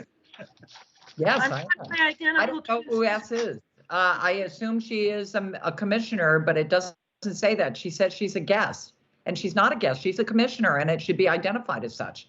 Unfortunately, those are Microsoft Teams labels. Guest refers to the way that they're signed into Microsoft Teams. Well, that's fine. And we can't do anything with that. Mrs. Gibbs, at the next meeting, we will do our best. But as I don't know who she is. May I speak, please? Sure you do. Sure. Mrs. Gibbs, this is the first time that the Airport Commission has used Microsoft Teams. It's the first time that Mrs. Wilcox, I assume, has used Microsoft Teams, except for a quick training session a day or so ago. Obviously, Mr. Owens needs to get himself fixed up with Microsoft Teams, and we need to talk with Mr. Rowe in the town to make sure that the next meeting we get this all straightened out. at this point, I can't help you in any other way. I would just say, just one more thing. I don't think it's Ms. Wilcox's responsibility to make sure she is identified as a commissioner and not as guest. No, that's why I said It's not her job. It is. I understand that. It's your job. Aline, I'll take care of me by next week. This was a whole learning session for me, so it's my error. I will get my name corrected. It's not her. It's not her. I'm sorry. It's not your mistake, Ms. Wilcox. This is very important. It should have gotten handled by the IT people.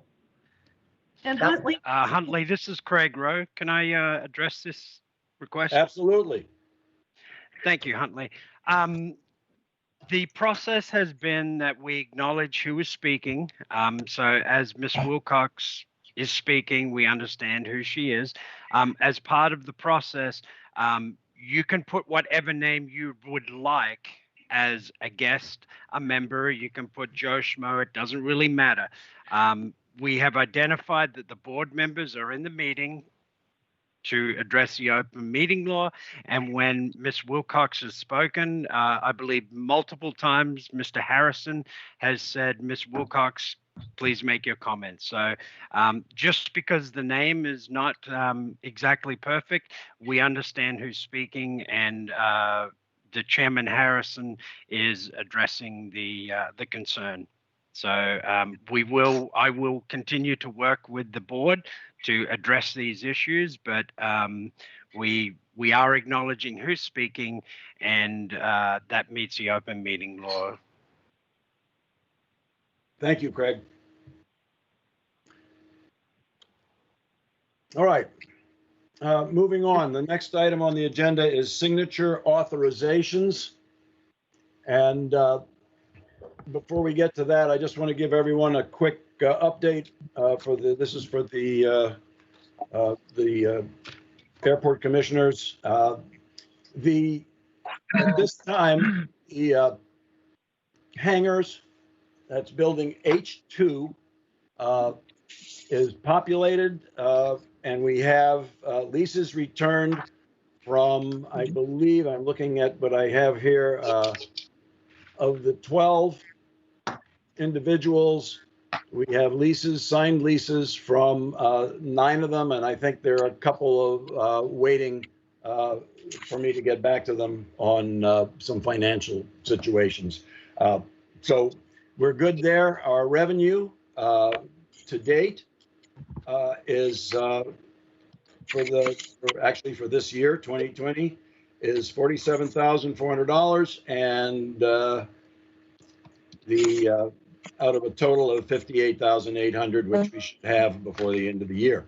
So we're doing well there with that, and I just wanted to give you an update on that. Huntley, Yes, ma'am. Is that in the fiscal year quarter report? Is that reflected in there? I don't know. The Yeah. number you're giving about the rental? You mean the one that's attached at the end? Yeah. I can't tell you if it's up to Okay. date. Let's see. That's just for the first quarter, the first fiscal quarter for the town, which would be July 1st through September 30th. My spreadsheet is on a yearly basis as opposed to a town fiscal year basis. Okay?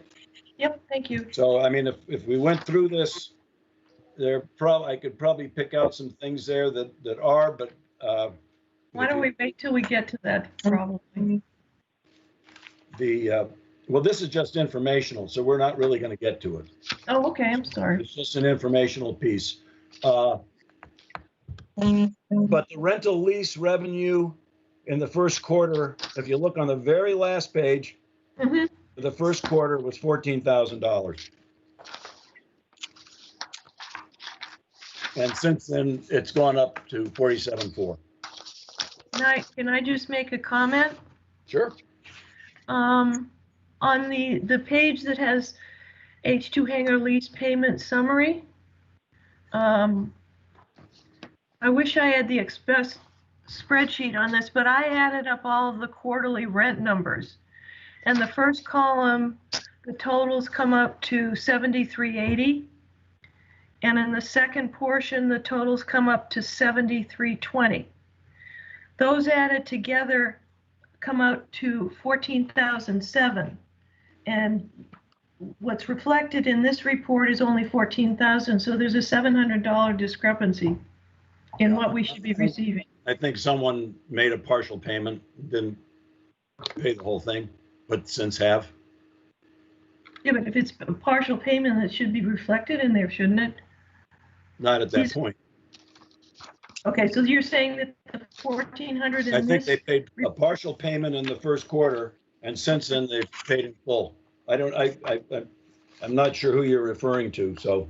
I don't know either. I'm just saying that I added all the quarterly rents and it came up to 14,700, and this thing only says 1,400. That's all.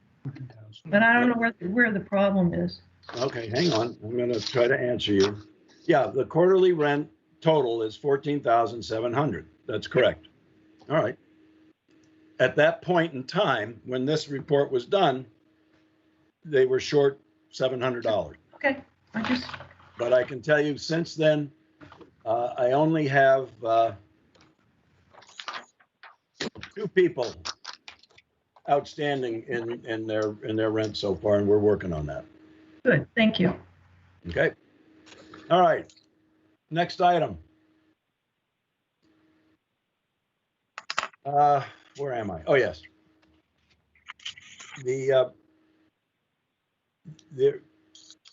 Because I'm busy and because former Chairman Donovan is busy, we would like to get permission from the chairman for authorization signatures by both the chairman, or I should say either or, the chairman and the vice chairman for invoices that we receive.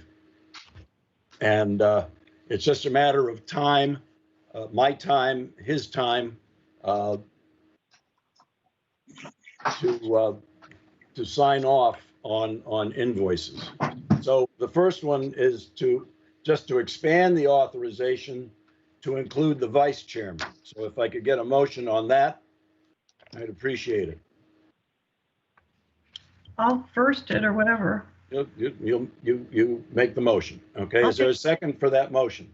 I second it. Okay. So there's a motion on the floor to expand the authorization of invoices to include the vice chairman.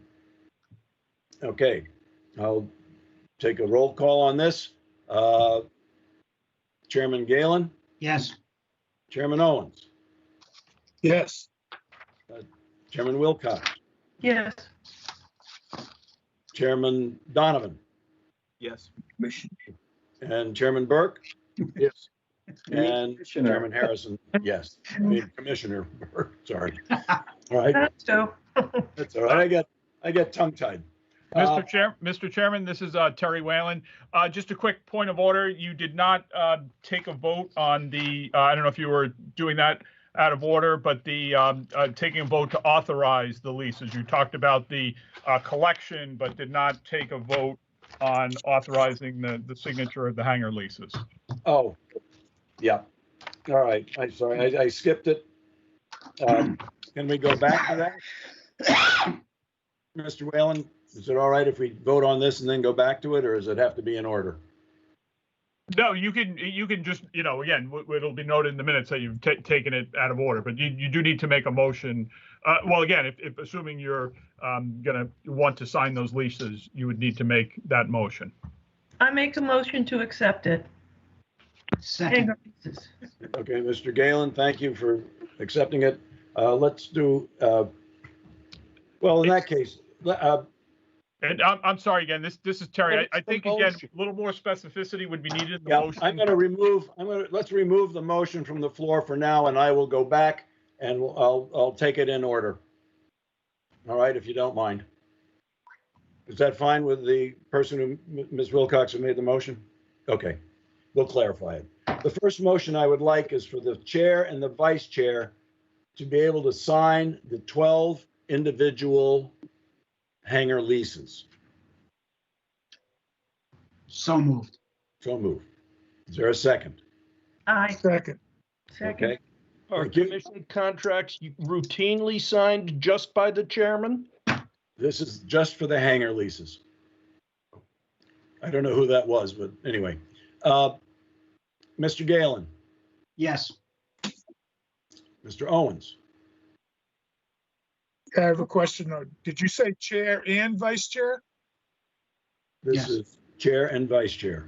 Again, my Yes. rationale is because of time. Yes, I didn't hear you. Thank you. Okay.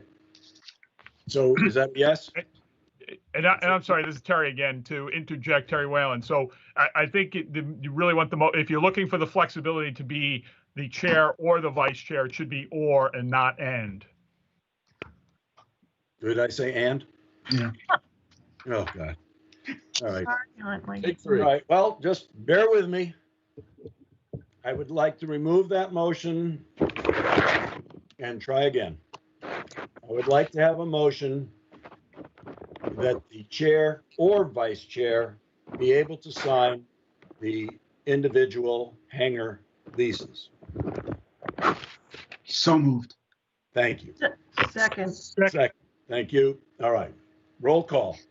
I think we're moving ahead here. Mr. Galen, Yes. Mr. Owens, Yes. yes. Mrs. Wilcox. It's Ms., but yes. Is okay, sorry. All right, Ms. Wilcox, okay, good. Mr. Donovan Yes. and Mr. Burke Yes. and Mr. Harrison, yes. Okay, thank you very much. That carries unanimously. The next one on the list is authorization to sign invoices. Again, we were thinking of time. I'm working, he's working, Mr. Donovan's working, and we would like to expand the authorization to include the vice chair in signing invoices that would expedite the payments. I make a motion to have either the chairman or the vice chair be able to sign invoices. I second it. Thank you. Roll call, Mr. Galen, Yes. Mr. Owens, Yes. Ms. Wilcox, Yes, that Okay. too. Mr. Donovan, Yes. Mr. Burke, Yes. and Mr. Harrison, yes. Okay, that carries unanimously. And I think that covers it. I think we're good. Okay. Moving along, the next item on the agenda is the capital plan authorization. And again, I would like to ask Mr. Karen from Gale Associates to present an overview, and then I'll be asking the commissioners for comments. Okay, thank you again, Mr. Chairman. So before you all is the capital improvement plan. I know we have two new commissioners on board this evening, so maybe I'll just take a step back and give you a brief overview of how this process works. So each year, the airport meets with the FAA and they meet with Mass DOT, and they discuss their 5-year plan for proposed projects. This is revisited every single year. So just because you see something, in this case, the next project is scheduled for 2022, which would be aviation easement acquisitions. These projects are, like I said, revisited annually. They're scheduled based on availability of funding from the FAA. The airport does receive $150,000 per year. That's considered their non-primary entitlement funds. As you can see, for 2022, that number certainly exceeds the $150,000 that is allotted for Chatham. So the Airport Commission would need to apply for discretionary funding to actually get that project on the docket and get awarded funding by the FAA. That doesn't always happen. So like I said, each year annually, we revisit these projects with the funding agencies. We discuss where the airport is in the process of its capital improvement plans. In some cases, there are other projects that may take a seat backwards or step up forward if there are certain priorities that the Airport Commission deems as necessary and that is agreed to by the Airport Commission. and the funding agencies. So in this particular case, or this 5-year plan, you see that for 2020, we're currently into the environmental assessment for master plan improvements and a vegetation management plan. There's no project planned for 2021. We're going to finish up what we're doing with the master plan and continue on with the environmental assessment. There's a proposal to move forward with abrogation easements in 2022, permitting and obstruction removal for 2023, a Jet A fuel facility in 2024, and then the construction of T-hangars for 2025. So that's the CIP as written right now. And once again, that is revisited on an annual basis. So you may see some shift in priorities or shift in projects based on priorities at the airport and funding availability from the FAA. Are there any questions with the CIP process? I'm just curious, when did you last meet to put all this together? Yep, right on top of the CIP plan, we met, it was, let's see here, August 19th, 2020, and that was held via Zoom with the funding agencies. I just have a question. I wasn't included in that. Is there a reason why? Or is it just supposed to be Peter? At the bottom of the page, it says who was there. Again, I'm saying I wasn't, and I was a commissioner. I'm just wondering why. I can't answer that. It's always fewer than 3. Yeah, I was going to say, Mr. Chairman, if you don't mind, traditionally speaking, you keep it under a quorum, so it's not a public meeting. Because traditionally they're held at Mass DOT Aeronautics, and there's obviously limited space, and it is not a public meeting. So there's traditionally been 1 or 2 commission members that have attended, and then we do what we're doing now. We bring it back to the commission for review and comment. Okay, I'd like to be included in the next time you go, if possible. Okay, like you said, it's usually the chairman and the vice chairman, but that's certainly a possibility. Well, Tim Howard went. I'm looking. I can't. He's not on the commission. Oh, no. All right. But is 3 a quorum or no? It's 3 starts to bring the open meeting law into play. It does. That's No, only 2 4 is a quorum. 4 is a quorum. Not a quorum. It's not a matter of quorum. 3 commissioners cannot meet to discuss commission business. Wilcox could have gone without violating the open meeting law. Okay, if possible, I'd like to go, please. That's all. Okay. Thank you. Or be included if it's a Zoom. All right. Anybody else have any questions for Mr. Karen on the CIP?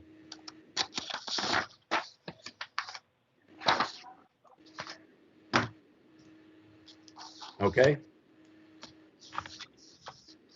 I would like a motion from a commissioner, please, to authorize the 5-year capital plan as proposed and approved by the FAA and MassDOT, noting, please, that the 5-year capital plan is revisited annually and is subject to change based on priorities, study findings, funding, and project eligibility,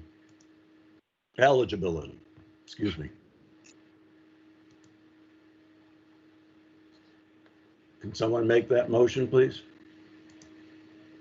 So moved. Is there a second? Second. Thank you. Roll call. Commissioner Galen, Yes. Commissioner Owen, Yes. Commissioner Wilcox, Yes. Commissioner Donovan, Yes. Commissioner Burke, Yes. and Commissioner Harrison, yes. Thank you very much. And the next item on the agenda is the upcoming schedule for commission meetings. I believe it's in your package. Unfortunately, I misplaced my page, but I think I can do it fine without it. The next meeting of the commission will be on December 9th. And the reason there's no November meeting is because if we meet on the second Wednesday, we would be interfering with Thanksgiving this year, if I'm not mistaken.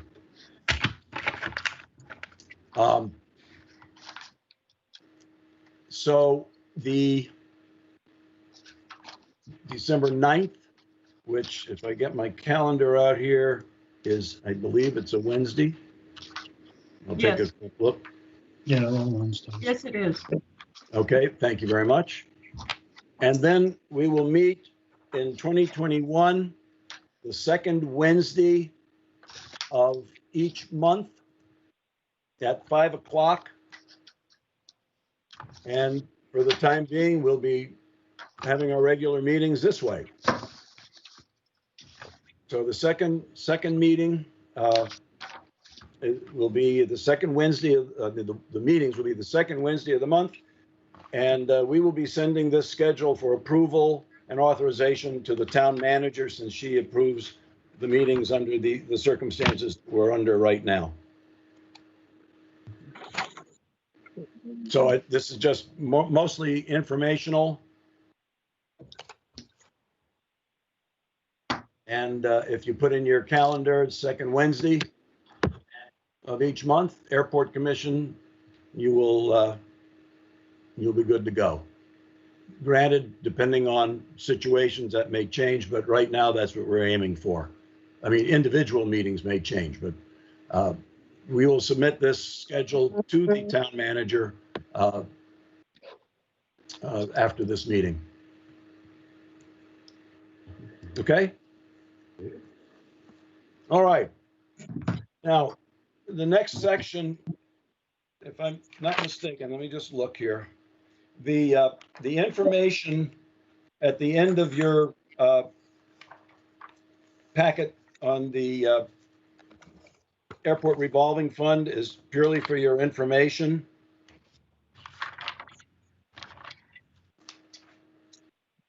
And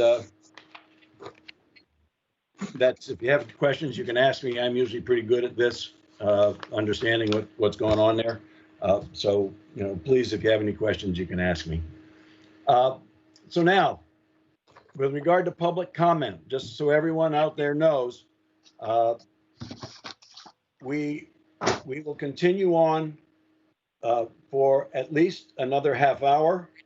Huntley, quickly, could I have a couple questions on this revolving fund? Just quick ones? Yep.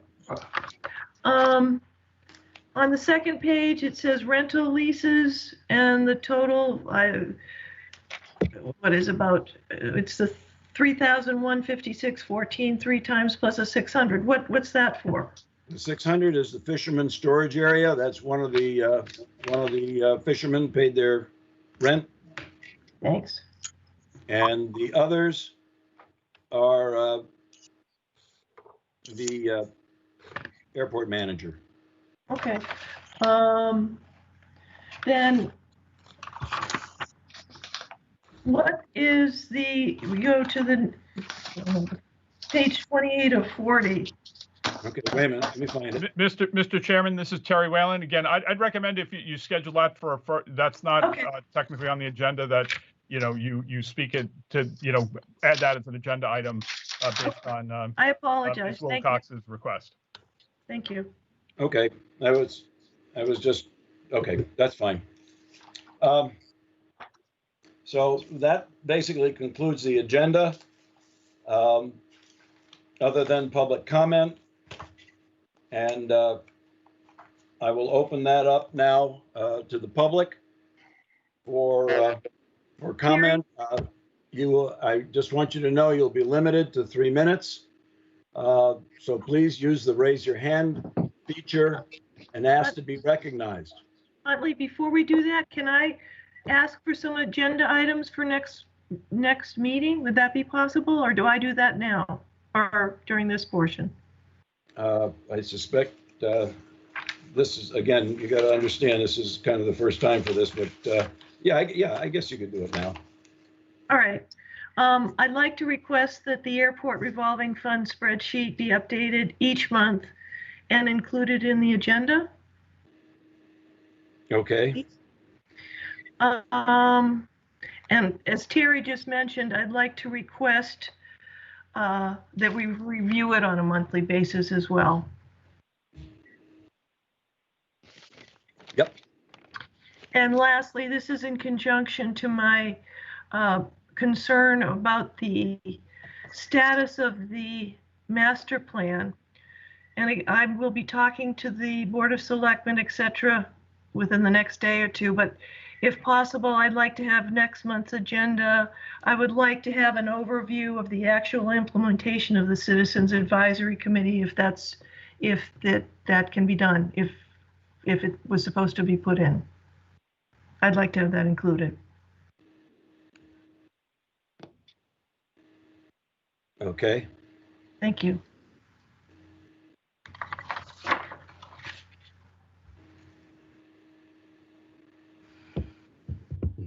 All right. Now, I know there are probably going to be a lot of people wanting to ask questions. I'm not sure that we will have time for everybody. If we don't get you this time, and I don't know, perhaps Mr. Rowe can tell me if there's a pecking order or a queue, and I can call on them in that order. If we can, Point of order. I'd appreciate it. Point of order. But I'll be with you in a moment. But if we can't get to everyone, we'll certainly, please hold your questions till next time. So, Mr. Rowe, is there a pecking order here?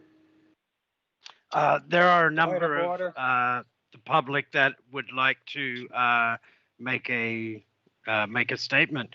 Would you like me to call them and go through them? Point of order. I don't know who's saying that. David Bixby. Okay, go ahead. David Bixby. I heard you. For those of us who don't have the little hand signal, how do we signal to you that I have some issues that I want to raise for agendas, but I have no way of telling you that unless I just butt in, which I just did.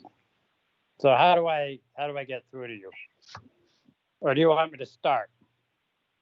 I don't know. And then I'll be quiet. Huntley, what I can do is I can manage this for you. So what I'll do, if there's anyone in the public on telephone, could you notify me and I will put you in an order to make public comments. So I have Mr. Bixby would like to make comments. Is there anyone else on the telephone that does not have the raised hand function that would like to make a comment?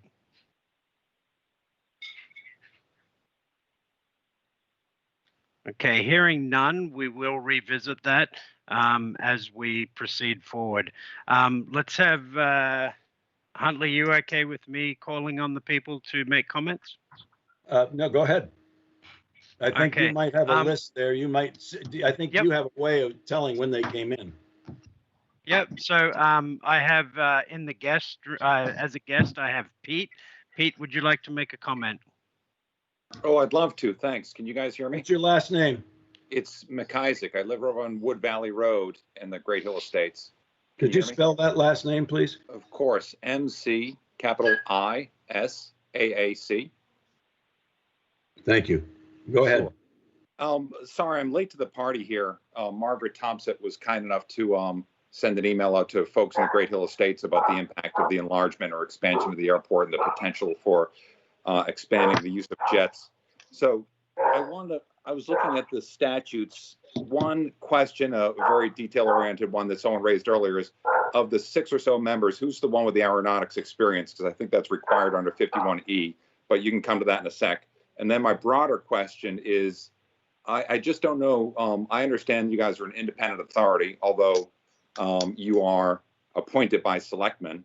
But what's your worldview on the master plan? Do you think expansion and inclusion of jets, and you like the 30 to 20 approach for incoming jets? Essentially, I'm getting at what's the end state for you guys? A smaller airport same size, bigger airport, more jets? I know it's a broad question, but I just am trying to get my bearings here. Okay, I can, some of that may be an agenda item for next time, since that's what we're actually looking for right now. But I can tell you, I have pilot experience. I am not current at the moment, but I know Mr. Donovan has pilot experience. And with regard to the master plan and the airport, the master plan is looking at keeping the airport exactly the same size. And how about the use of jets? Would you, I know there's a fueling aspect that you would, I've heard folks talking about putting in some sort of capacity that would encourage more use of jets. Is that? I don't think it would encourage more use. I think what we're trying to do is accommodate the turbine aircraft that come in now. Right now, we're fueling them with a fuel truck, and we're hoping that we can do that in the future. So, and would you be? Are you guys support of this is not going to be a question and answer period. I just want, basically, I'm looking for agenda items for next time, and maybe a comment about this meeting. But I can't. We don't have time really to Mr. McIsaac to get into Q&A. Fair enough. Let me just say thanks, guys, for your service here. Much appreciated. And I guess my agenda item would be more time for public input at the next session. And I would be behind Susan and her push, Ms. Wilcox rather, and her push for more transparency. Okay, I thought we were pretty transparent tonight, but okay. Okay, Craig, next. Mr. Bixby, would you like to make your comments?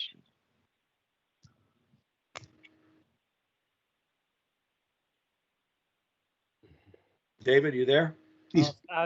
I'm back. I'll start over. I have 3 agenda items.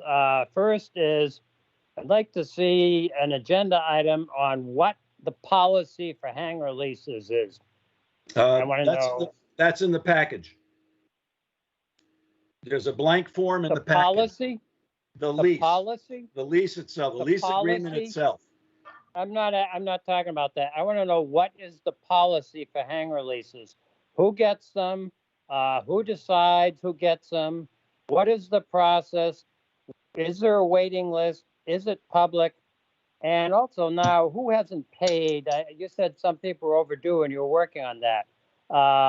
Could you also explain that? That's agenda item number 1. Agenda item number 2, the 2025 hangars. What I want to know is who will get the income for the 2025 hangars? I want an agenda item on that. Will that income go to the airport? Number 3, agenda item. You guys have an outstanding airport no trespass order against me for being on the airport property. I want that as an agenda item, and I want to be able to, I want you to rescind that order, and I want to be able to present evidence that you should do so. Oh, God. Excuse me, I'm talking. Hang on, I'll finish, then you can talk. I am in the process of forming. Who keeps talking? Yeah, others. I'm in the process. 3 minutes are up. Well, you kept interrupting. Mr. Bixby, I took care of it. Okay. Sorry. On the no trespass order, I'm in the process of putting together an airport club, and we'd like to meet on the airport to discuss our love of aviation. So the no trespass order gets in the way of that. I want a hearing on that, and I want to understand what was behind that trespass order, and why me and why not other people who have acted in a manner that might not be appropriate at various airport meetings. Thank you. Thank you. I've noted that. Thanks very much. Craig, next. Tom Wilson, would you like to make your comments, please? Yes, I would. Thank you. I'm confused here because Huntley, you've said this is only future agenda items. I have a number of those but I also have questions for Gail on the engineer's report. In previous meetings, we were able to ask those questions during the meeting. Now you're saying that all has to happen now. Can I ask 2 questions on the engineer's report? If he's still with us. And Tom, before, I don't know if he's still with us. He may have left, but I think because this is our first meeting, I think if anything can wait till the next time when we have, this one under our belt, I would appreciate it. But if Mr. Karen is still there and can answer, then fine. Still here, Huntley. Oh, okay. What's your question? Okay. Who signed the ALP that was sent to the FAA for approval?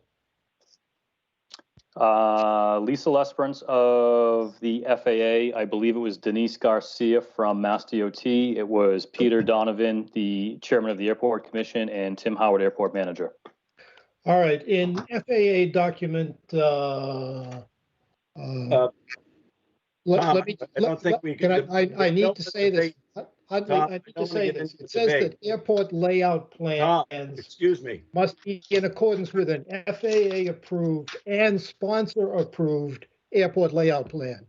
Peter Donovan is not the sponsor of the airport. Okay, the town of Chatham is the sponsor of the airport. So my question to Gail is, you didn't follow the protocols that are in the FAA regulation. I would like this as a future item, future agenda item. I want to discuss why the sponsor's signature is not on the airport layout plan. That's issue number 1. Issue number 2 is you did approve in March a citizens advisory committee. I want that a future agenda item. Issue number 3, in that same meeting, you talked about specialists to come in and address issues. I want to talk about the issue of decision altitude, what it's been for over 70 years here at this airport, and what it's going to be if this airport layout plan that wasn't signed by the sponsor that you look to implement, what's decision altitude going to be then? My third point is I want a very clear presentation, future item agenda, on runway protection zone. Okay. Where is it on each end of the runway? What's in it and what's just beyond it on all sides of it? And number 4, I want a future item, future agenda item on the safety history of Chatham Airport and why it has such a stellar safety history. Okay. Okay. And I have a question or a comment for you, Huntley. Yep. I understand that the Airport Commission is an autonomous body, but according to FAA regulations, it is the sponsor of the airport, which is the town of Chatham, who signs and approves the airport master plan. And it's also the sponsor of the airport who signs and approves the airport layout plan. Okay. So I don't understand the logistics of how this is working where the sponsor is getting left out of this process. I'd like to have that be a future item agenda, future agenda item. Thank you for your time. I think I wrote that down. I think, yeah, that's the first thing you asked about the sponsor signature. Right, but also on the master plan, not just the layout plan. I want it on both because that's what the FAA regulations say. Thank you. Yep, you're welcome. Who's next? Huntley, we have Paula Lofgren. Go ahead, Paula. New to this as well, not sure if I'm seeing or not. I'm also as confused as Tom Wilson of where in the process you get to ask a question. So I do have a couple of questions to put out, and if Matt is here, and they have to do with the environmental assessment. On March 23rd, 2020, the Airport Commission submitted to the Board of Selectmen a warrant request for funding for an EA, environmental assessment. There was much debate over the wording and scope of this proposed assessment. And at the previous meeting on March 16th, and I'm quoting from the minutes, Principal Projects and Operations Administrator Terry Whalen said, based on comments received from the public, the explanation of the warrant article had been amended to include the effects on the human environment, not just the natural environment. The warrant article was denied for various reasons.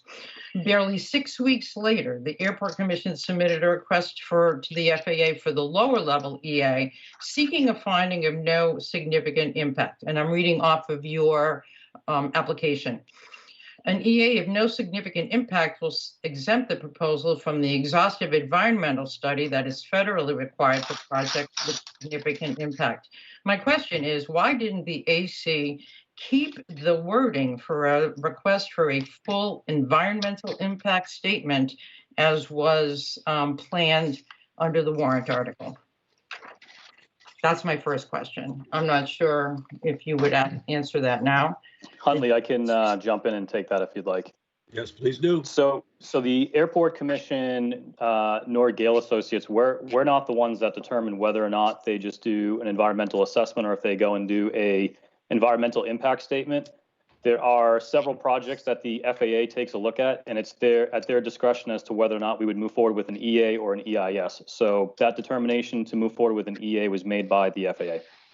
And in your benefits sought in the application, it says you are seeking a finding of no significant impact. That is your thought process going forward. So to respond to Huntley's statement that this EA will answer all the questions we have about various aspects of this master plan, you are seeking a finding of no significant impact right in the outset.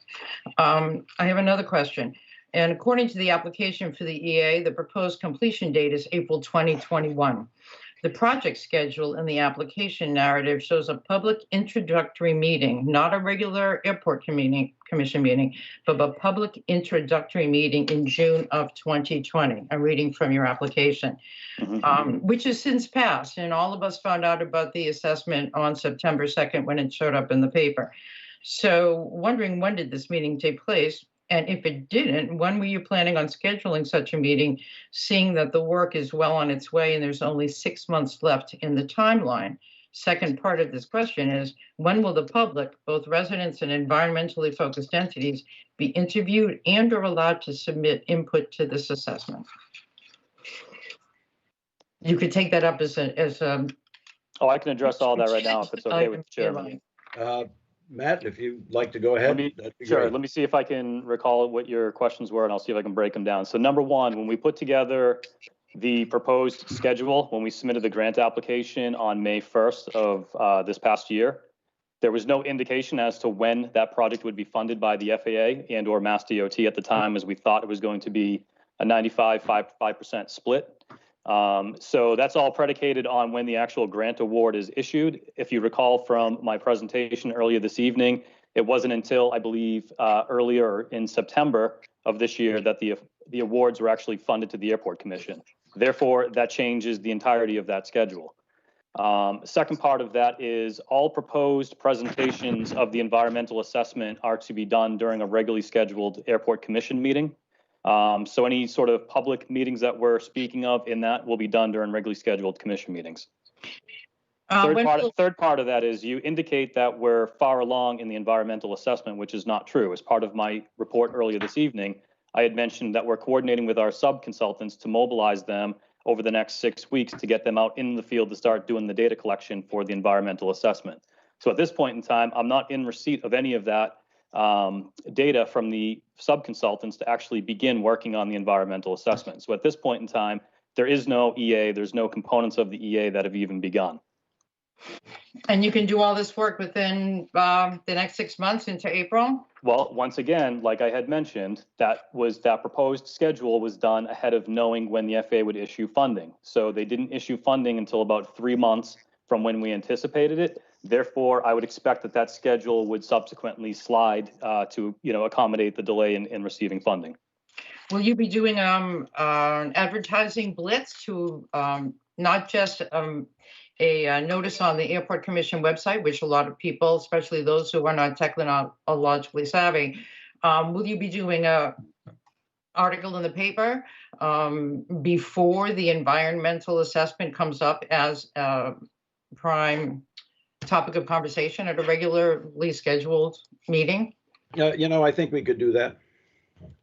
Because most of us had no idea it even happened. Had people not called up and said, "Hey, the Cape Cod Times has said that we have an environmental assessment."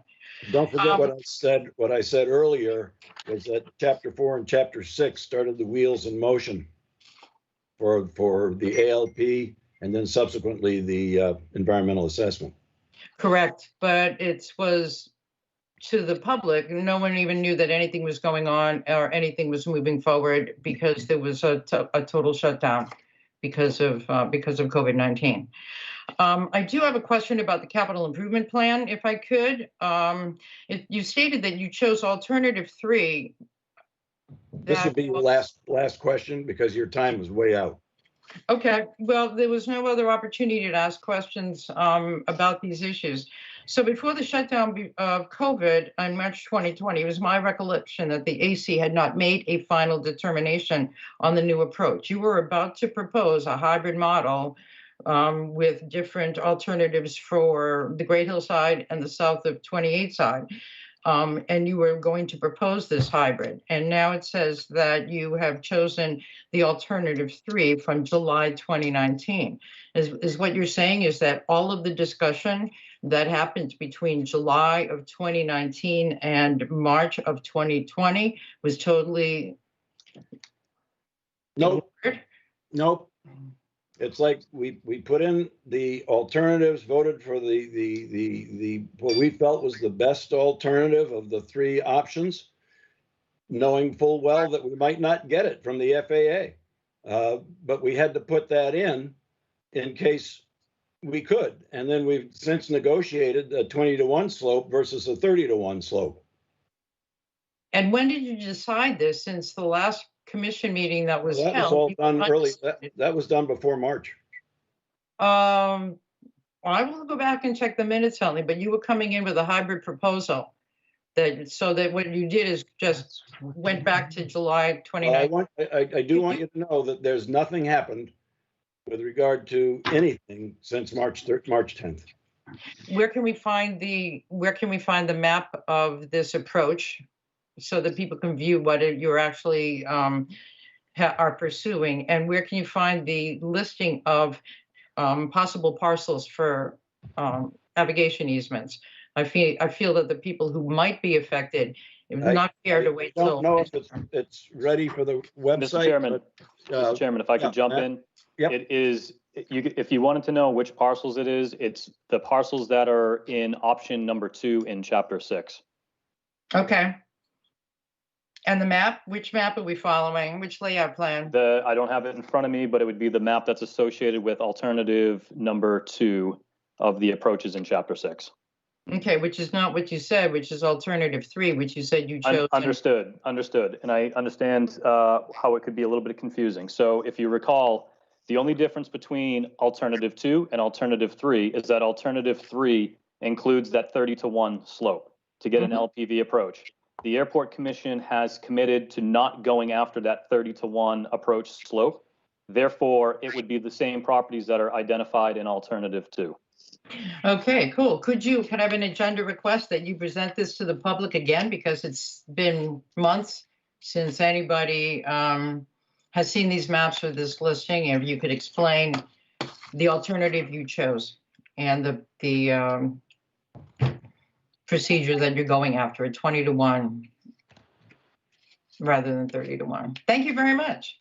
We'll try to get it in. I know that we've got a lot of agenda requests. We're obviously not going to be able to do them all at one meeting, but we'll try to take them and take care of them as we move forward. Thank you, Chair Huntley. Congratulations on your new position. Thanks. Huntley, we have Renee Haas who would like to make a comment. Go ahead, Renee. Thank you, Renee. Hey, let me turn on my camera and turn on my mic. Am I visible somewhere? You are visible. We can see. Yes, you are. Yeah. First of all, just to Peter Donovan and Chairman Huntley, I just like to thank you extensively for the work that you did in order to get that environmental assessment going with 100% federal funding through the CARES Act. I mean, it's a fantastic, terrific deal, costing our taxpayers and the Airport Commission $0 for gaining extremely valuable knowledge, in this process. And it's just, a thank you and an observation. I'd like to chime in with, something that, a lot of the other commenters said, which is repetition of public concerns, from Ms. Lofgren, Wilson, and that relates to planes flying low over homes. Actually, there are solutions that I've personally discussed with the FAA for approaches that are the same and higher than the current paths that are flown by pilots every day. And that there's a misconception that we are talking about planes flying lower over people's homes, and we are not. And has not been clearly communicated by the commission. Runway protection zones, again, now this has been mentioned a number of times, but it needs to be killed and absolutely as a fact stated that runway protection zones are not changing under any proposals that are being considered by the Airport Commission. It's a big point of confusion, and recent letters emphasize again the concerns about expanding the runway protection zone when that's not there. So the agenda item that I'm proposing is that the commission put in place a process to communicate clearly and broadly exactly what it is. Today, there was a confusion about option 2 and option 3. And what has been discussed is an option 3, meaning an approach that has vertical guidance, but comes in at a slightly higher slope than the standard that was in the plain vanilla option 3 that was initially approved. So that is very confusing, and an agenda, not just an agenda item, but the agenda item has to be is what is the process for communicating clearly to the overall community so that the fear which has been instilled can be eliminated, because there's no reason for the fear, because the proposals are purely to increase safety and reduce noise. And so that needs to be clarified, and the public needs to be informed. This is not a matter of opinion. So in order to do that and gain credibility, part of the agenda item should be, how do we bring in subject matter experts on this subject?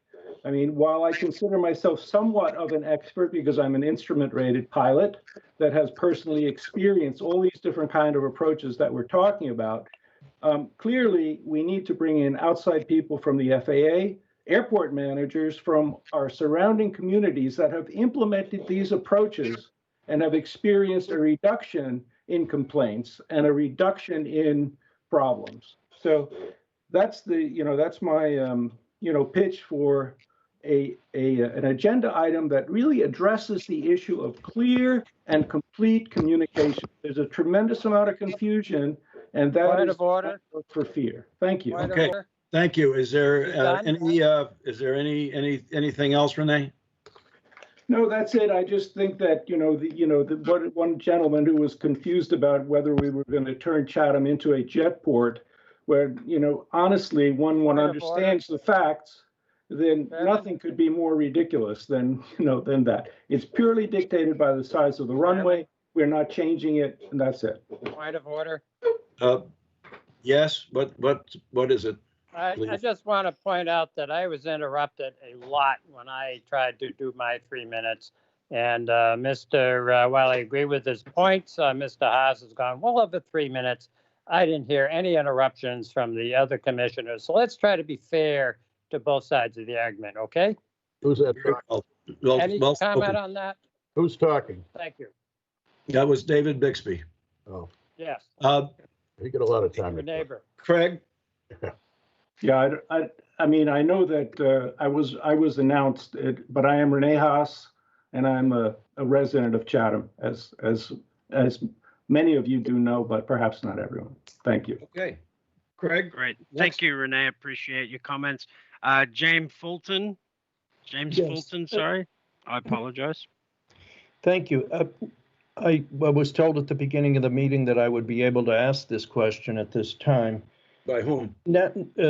By you. But now that Mr. Renee House is no longer on the commission, are there any pilots on the commission anymore who use the Chatham Airport? And Mr. Harrison, I understand you are no longer current, but do you utilize the services of the airport? I mean, if I were to go flying, I could go over there tomorrow and get my certification. It would probably take a day or two, and I'd be current again. Yes.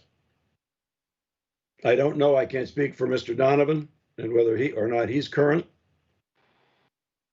But I've been a pilot since 1973. And you have experience, you've used the Chatham Airport, I presume? Oh, yeah, numerous times. Okay. I've used their instructional services, and I've used it just for my own pleasure. Okay, and what about Mr. Donovan? I can't speak for him. I'm a pilot. Do you use the Chatham Airport? I have, yeah. Okay, and you are current, is that right? Unlike Mr. Harris. Okay. Are you looking for an agenda item, Mr. Fulton, or just questioning us? No. I'm trying to, the first questioner asked about people who had aeronautics experience, and I would like to know. Mr. Donovan and myself. Okay, and no one else? At the moment, no. Okay, thank you. You've answered my question, and I appreciate it. You're welcome. Craig, next. I have Hart Fessenden. Please apologize my pronunciation. I think you did well. Hart, go ahead. Yeah, hi, this is Hart Fessenden. I'm a Chatham homeowner, pilot, and I am current. And I use the airport a lot. I'd like to commend the Airport Commission for their hard work. It's clearly a tough slog. And I'd like to throw my wholehearted support behind their efforts to get the AMP approved, because that AMP will enhance airport safety, and the airport contributes to the economic benefits of the town. So it's very important. I'd also like to make a couple other, or really one other comment, and that has to do with the specifics of the length of the runway at the airport, which limits the opportunities of larger airplanes that apparently people are concerned about. I think in some statements made earlier, it's clear that the intention is not to expand the airport. And I have here a direct quote from a Delta Airlines pilot that I was supposed to have dinner with tonight, but I canceled so I could be on this call. And I explained to him what some of the issues were. And he wrote me back a text, and it says, as you know, the runway distance dictates aircraft types, restricted mainly by takeoff distance. 3,000 feet, which is the length of the runway in Chatham, precludes any heavy or corporate jet. So that ought to give everyone a lot of comfort who's concerned about the heavy iron at the airport. It's not going to happen. It will never happen. The runway cannot be expanded beyond 3,000 feet. The other thing the fellow said, this is the Delta Airlines pilot. He was talking about the way the current approach works. That's the NDB approach, which is a circling approach. And he said that circling at minimum descent altitude in low visibility is the most dangerous approach, and the noise abatement goes out the window. So circling to land in low visibility is the most dangerous approach that there is. That's what we have at the Chatham Airport now, as opposed to the GPS approaches being proposed. And he goes on to say that those low circling approaches are very loud, whereas GPS straight-in approaches to LPV minimums, which is what is being advocated, provide the highest level of safe approaches. So I'm going to close on that point, but what we're talking about here, I believe strongly, is making the airport safer and better for the entire community. Thank you, Hart. We appreciate your comments. Just so everyone knows, we've been going on for almost 45 minutes with this part of the meeting. I'm going to give it 15 more minutes, and we're closing down at 8 o'clock.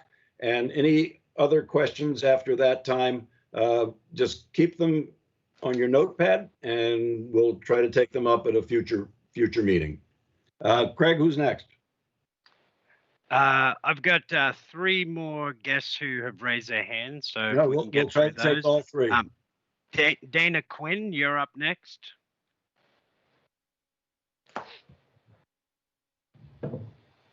Dana, you there? Sorry, I should have unmuted myself. Nope, it's all right. You can hear me okay, Huntley? I can. Thank you, Dana. Congratulations to Susan and Ted, by the way, on your appointments to the commission. And thanks to Peter Donovan for doing a great job that he's done over the years.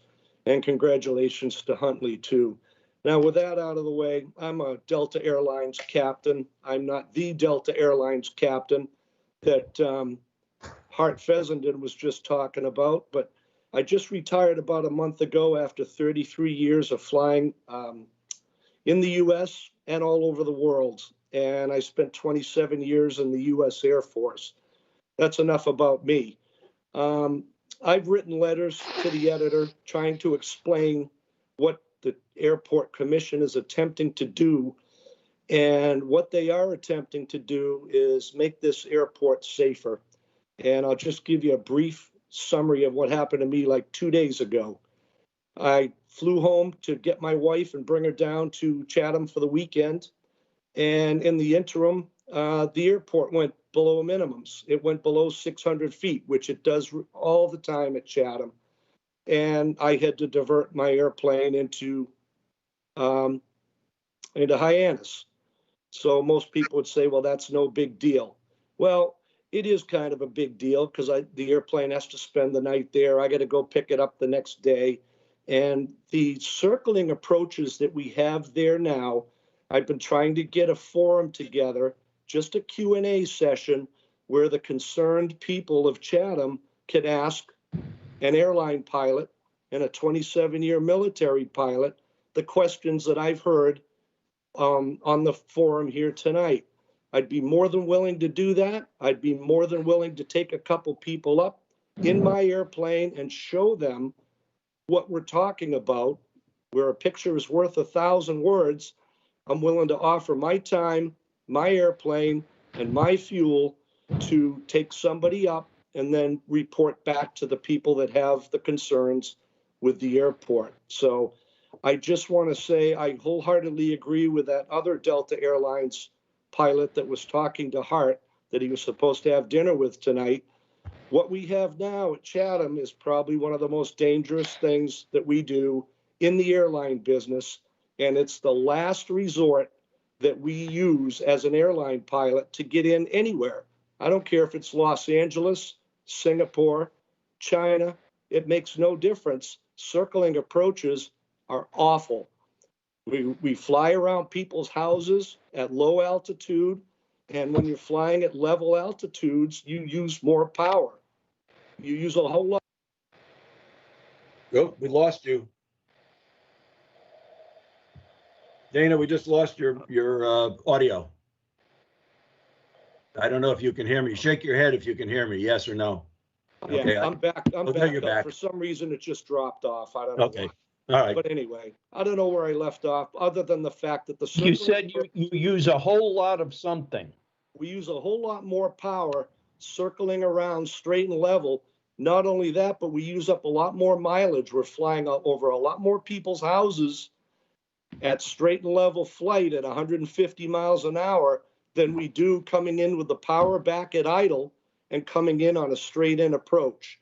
So I'd be more than willing to talk to anybody that wants to talk and put these fears to rest and these misconceptions that I've been hearing for the last hour and a half here on the airport commissioners meeting, but nobody's taken me up on the opportunity. And there's a lot of misinformation going on out there. I don't have any agenda. All I want is for the truth to get out there. And I'm offering up my resume for anybody that wants to talk about this. And they can get in touch with me through either Renee or Huntley. Yeah, I think if anyone's interested, they should get in touch with me through the Airport Commission, and I will then try to arrange it with Dana. Okay? Right. And I'm offering up my services, and I know my time is up, but thanks for listening anyway. Thanks very much. Sure. Craig, who's next? I have Stephen Buckley. Go ahead, Stephen. Okay, we've got 10 more minutes. Go ahead, Mr. Buckley. Okay, thanks. I wanted to request an agenda item request. Okay. And that is, what is actually required by U.S. law in an environmental assessment. I There's, think you can look that up. well, Huntley, I used to work in the FAA's environmental office and other federal agencies, and I can tell you and everyone here that there's a common misconception because of the name environmental, that everybody thinks it's all about eco, green, flora and fauna. And Okay, could let just me, say- I have 3 minutes and then you can Go cut ahead, me off. go ahead. I just wanted to see if you could just send me the information. I can try to look it up and get it to you.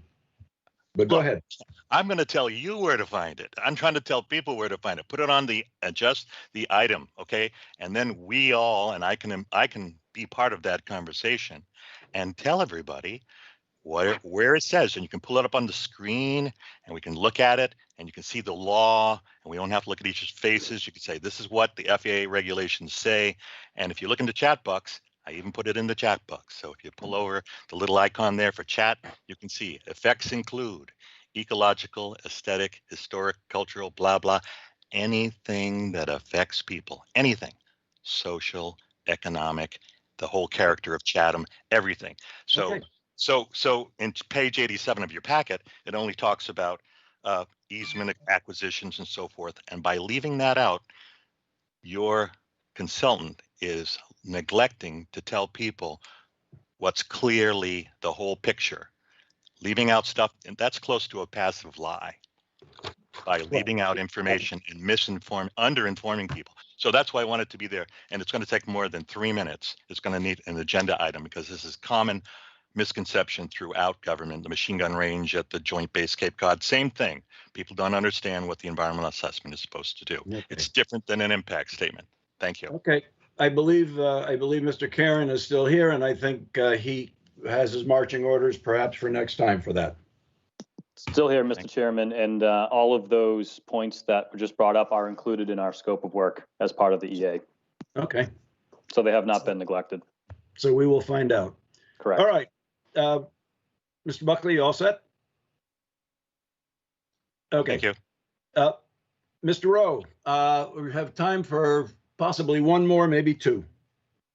Okay, I got EG. Go ahead.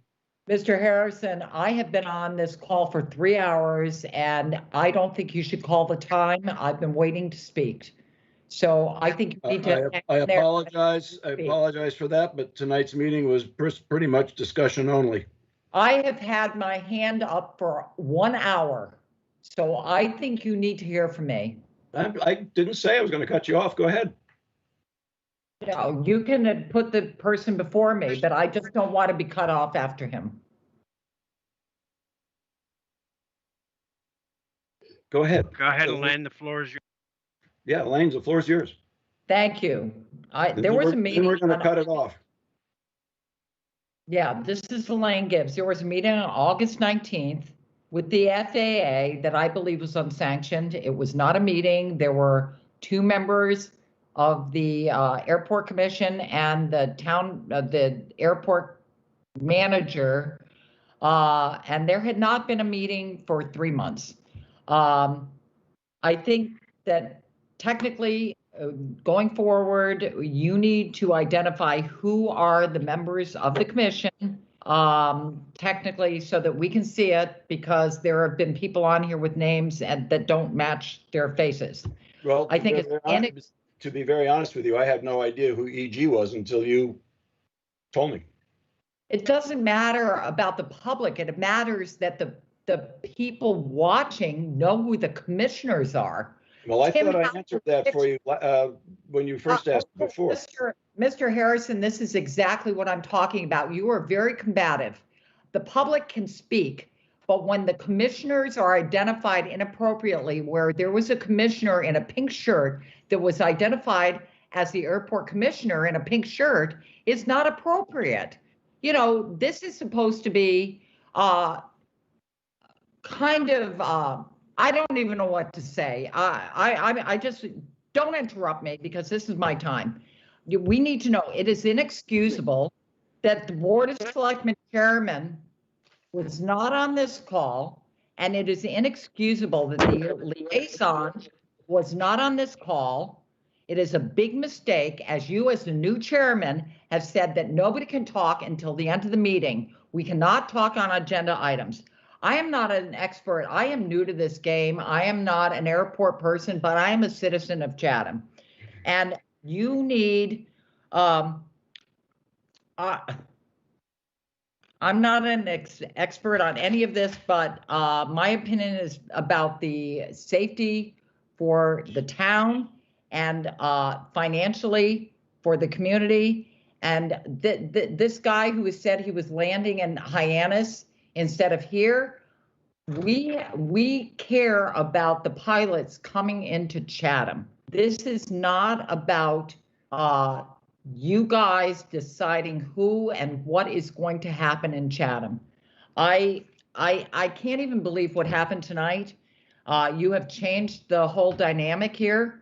I don't know who I'm even talking to. I think you look really bad when you have said we can't speak. It is 8 o'clock. That is 3 hours. And you are trying to cut all of us off. So I would hope going forward that you listen to the public, you get the chairman of the Board of Selectmen on here, you get the liaison on here, and you listen to the public, because we are the ones that your planes are flying over. I don't live near the airport. I don't. And I don't have a vested interest in this, but I am a citizen of the community, and I believe you are responsible for listening to the people whose property values, whose livelihoods, whose very existence and their quality of life depends on what you decide. And you are sitting here as pilots or have vested interest in this, and you don't really care. And you've made that very clear. You got elected tonight, and you're saying, we don't want to hear from you. I don't think I used those words. Huh? I didn't use those words. Yeah. All I said at the beginning of the meeting that we were going to have a discussion only for the new business, and that's it. Okay, new business, but it's been, what, 7 months since the public has been able to weigh in? And then you decided to do that. It's very autocratic of you to say that this is where we're going to do it. People have been out here wondering, they have planes flying over their homes, really low. They have 10-seater planes flying over, and you have sat here and you don't care. Because a number of you are pilot. I don't even know who you are anymore because your names aren't even on here.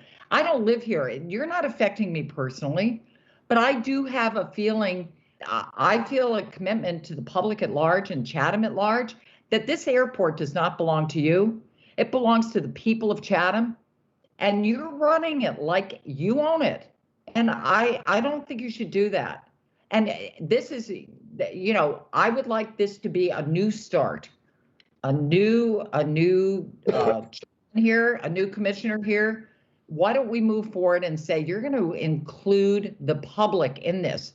There are 100 people here have been listening to this with no opportunity to speak. And you would think they all have vested interest in it because they live in the flight zone. I don't. So I would ask you to listen to them, because their quality of life, they're very, everything that they have in their lives financially is wrapped up in this, and you are ignoring them. And I would also like to know who the commissioners are, because all the names are wrong on the screen, and I think we would all like to know that. And technically, we've been doing this for 8 months, so we should be able to get the names right.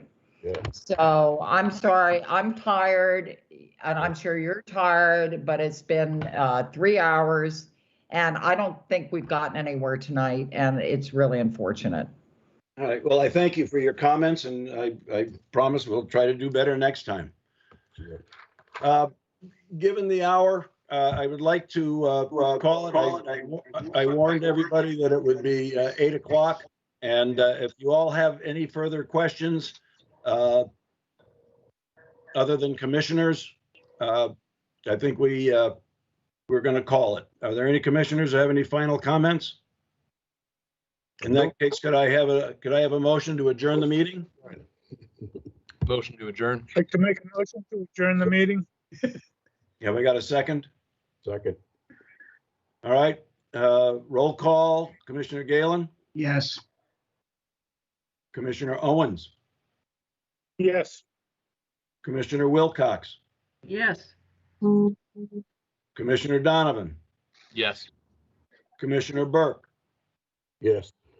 Thank you. Commissioner Harrison, yes. And I thank everybody for your attendance tonight. I'm sorry it didn't particularly go the way perhaps some people wanted it to go, but I think going forward, we will take under advisement what everyone said, and I thank you all very much. At this point, I am adjourning the meeting based on the vote. Thank you very much. Good night.